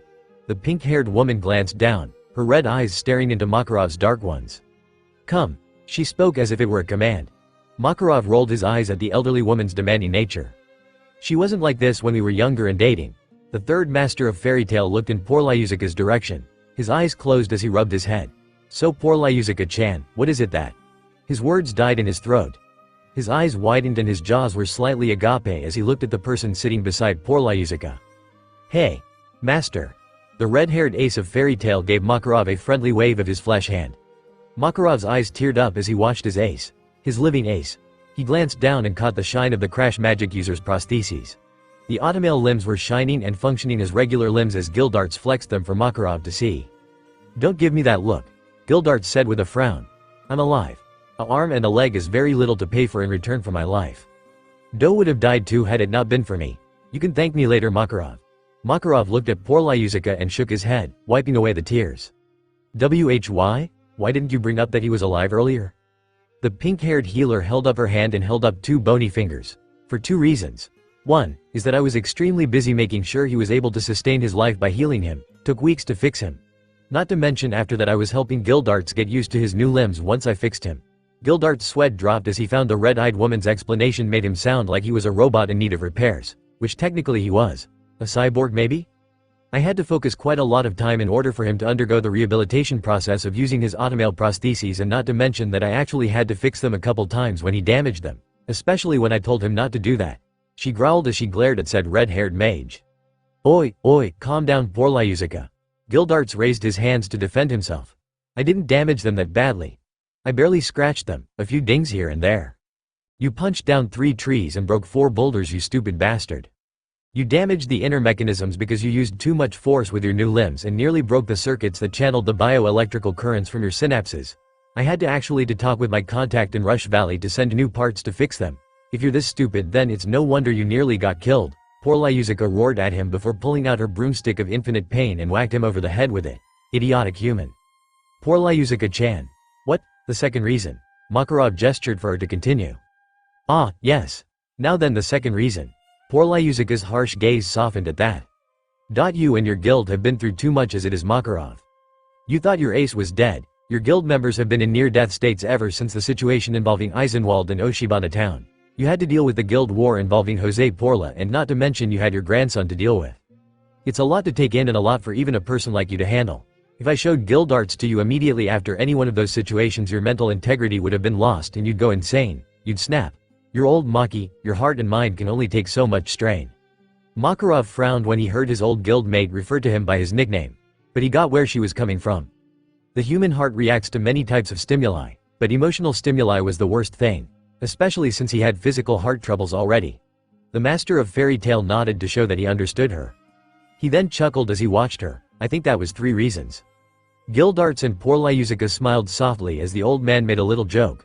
Makarov walked up to Gildarts and hopped into the larger man's lap before wrapping his arms around his waist. "I thought I'd lost you. The Fujin said you were dead when we fought during the guild." Makarov muttered as he hugged him. Gildarts wrapped his flesh arm around Makarov's smaller body and returned the hug. "Don't worry, master. I'm not going anywhere." Makarov chuckled as the tears he'd been holding back began to fall. Gildarts blinked as he watched the crying old man. "Damn it, old man, you're making my eyes sweat with all your emotional crap." Makarov laughed and enlarged his arms to pull Gildarts into an even tighter embrace. "It's good to have you back, Gildarts. Hospital, Magnolia Town, Fury." Urza paced back and forth outside of the research room. Her armor rattled lightly every time she turned around during her pacing. Flashback: southern outskirts of Magnolia, Fury 1 week ago. Urza and Makarov wandered through the battlefield that had once been a beautiful and lush forest path that led to the town. Craters were scattered. The earth had risen up in various places and large fissures scarred the land. The destruction had extended to the far-off mountain range in the distance where Urza's Brown could hardly believe what she was seeing. 2 1/2 of the mountains had been utterly destroyed. Master is really that powerful? To think that he and the Fujin could cause a battle that would result in the destruction of mountains. Urza's thoughts were quickly ended when Makarov spoke. "So Urza-chan, why is it that you wanted me to bring you out here? the orange and blue wearing man asked. Urza looked around at the area. The maps would definitely have to be redrawn. Mira Jane told me that she saw you when she was fighting the Onibi Myobu. She said you were at your full size, 200 feet tall, and that you were surely going to rearrange the landscape if it meant getting to the Fujin. I wanted to see if she was telling the truth and not just exaggerating. Urza explained. Makarov chuckled at the redhead's words. Well, your master may be old, but I've still got the fighting prowess of when I was in my prime. Makarov made a few swift jabs and bounced up and down, but then tripped and twisted. A crack was then heard. Ah, my back. Urza laughed at the old man before shifting his spine back into alignment. She then looked down at the cracked ground and kicked a stone into one of the nearby fissures. You really won? I won't lie. The battle was surely the hardest one I have ever had to fight. The Ogo no Fujin is truly worth of his rank of SS class and to be labeled as flea of sight. The Magic Council did not exaggerate. How did you win? I was forced into a corner and I used the ultimate spell of fairy tale. Makarov sighed. I used fairy law. Urza nodded. One would expect her to be completely shocked that her master, a member of the 10 Wizard Saints, would have to use his last resort spell in the fight, but when dealing with that fearsome blonde, boundaries were broken and one would be forced to go all out if you had any chance of coming back to tell the tale. So that makes you the first to actually win against him. I'm proud of you, master. Thank you, Urza-chan. The two mages then walked in silence as they continued to navigate through the ruined landscape. Urza glanced down at the ground, suddenly finding the cracks very interesting, but she suddenly caught a glint of something shining when the sun's light caught it. She glanced back and saw Makarov was just sitting on a rock and doodling in the dirt with his staff. The red-haired re-equipped mage bent down and looked at the area where the shining was coming from. She picked it up between her fingers and looked at them. 3 strands of golden thread. No, she realized, not thread. It was hair. The golden hair of the man who forced her into getting stronger, who made her feel like a used toy since he told her that she only lived to serve as his sword sparring partner whenever they crossed paths. She was about to let go of the strands of hair and let them blow away in the wind. That is, until she remembered what the blue-eyed man had told her during their fight on the rooftops. Urza glanced back once more at her master and clutched the hairs in her armored hands before putting them away in a pocket dimension using her re-equip magic. Master, I think I've seen enough. Let's head back. Alright. Makarov dropped down from his stone perch and the two headed back for Magnolia Town. Urza bit the inside of her cheek as nervousness came over her. She had to make sure. She had to prove it to herself. She had to pay Rin a visit. End flashback and paid her a visit she did. Giving her the strands of hair along with strands of her own. Urza had rushed over to the hospital and immediately asked Rin to run a DNA test on her and the owner of the blonde hairs. When asked about it, Urza had to beg her not to make her answer.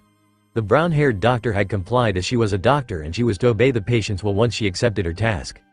It had been a whole week since Urza had dropped off the hairs and though a DNA hours to complete, she was too nervous to go back for quite some time. But now, the anxiety had begun to eat at her and so she raced to the hospital and talked to Rin. The brown-haired woman had been waiting for the redhead in her office and said to come with her to the testing lab. Urza had been waiting for only a minute when Rin went inside to go get the test results and already she felt like she was going to have a mental breakdown. Her head snapped up with enough force to cause her neck muscles to hurt, but she ignored the slight pain and watched the purple tattoo-bearing doctor. Urza, you asked me to run a DNA test comparing your DNA against that of the blonde person you wanted me to run it against. Well, the results. They're positive. The blood found on the hairs were also run against your blood sample and again, they were positive. I also ran a gender scan for the owner of the blown hairs. And it's male. The genetic information found in both the hairs and the blood are extremely close enough to show that the relationship between the two individuals is not cousin-related. I don't know how this would be even remotely possible since you've been alone in the world for 19 years, but somewhere out there, you have a biological family member waiting for you, your biological brother. Urza's brown eyes widened and seemed to shake within their sockets.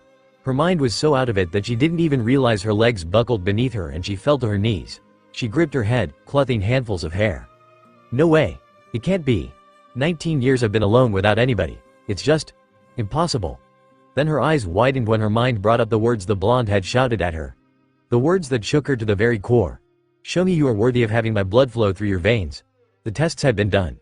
The claim was made. The truth had finally been brought to her and it bitch slapped her across the face. The Golden Wind God was her brother.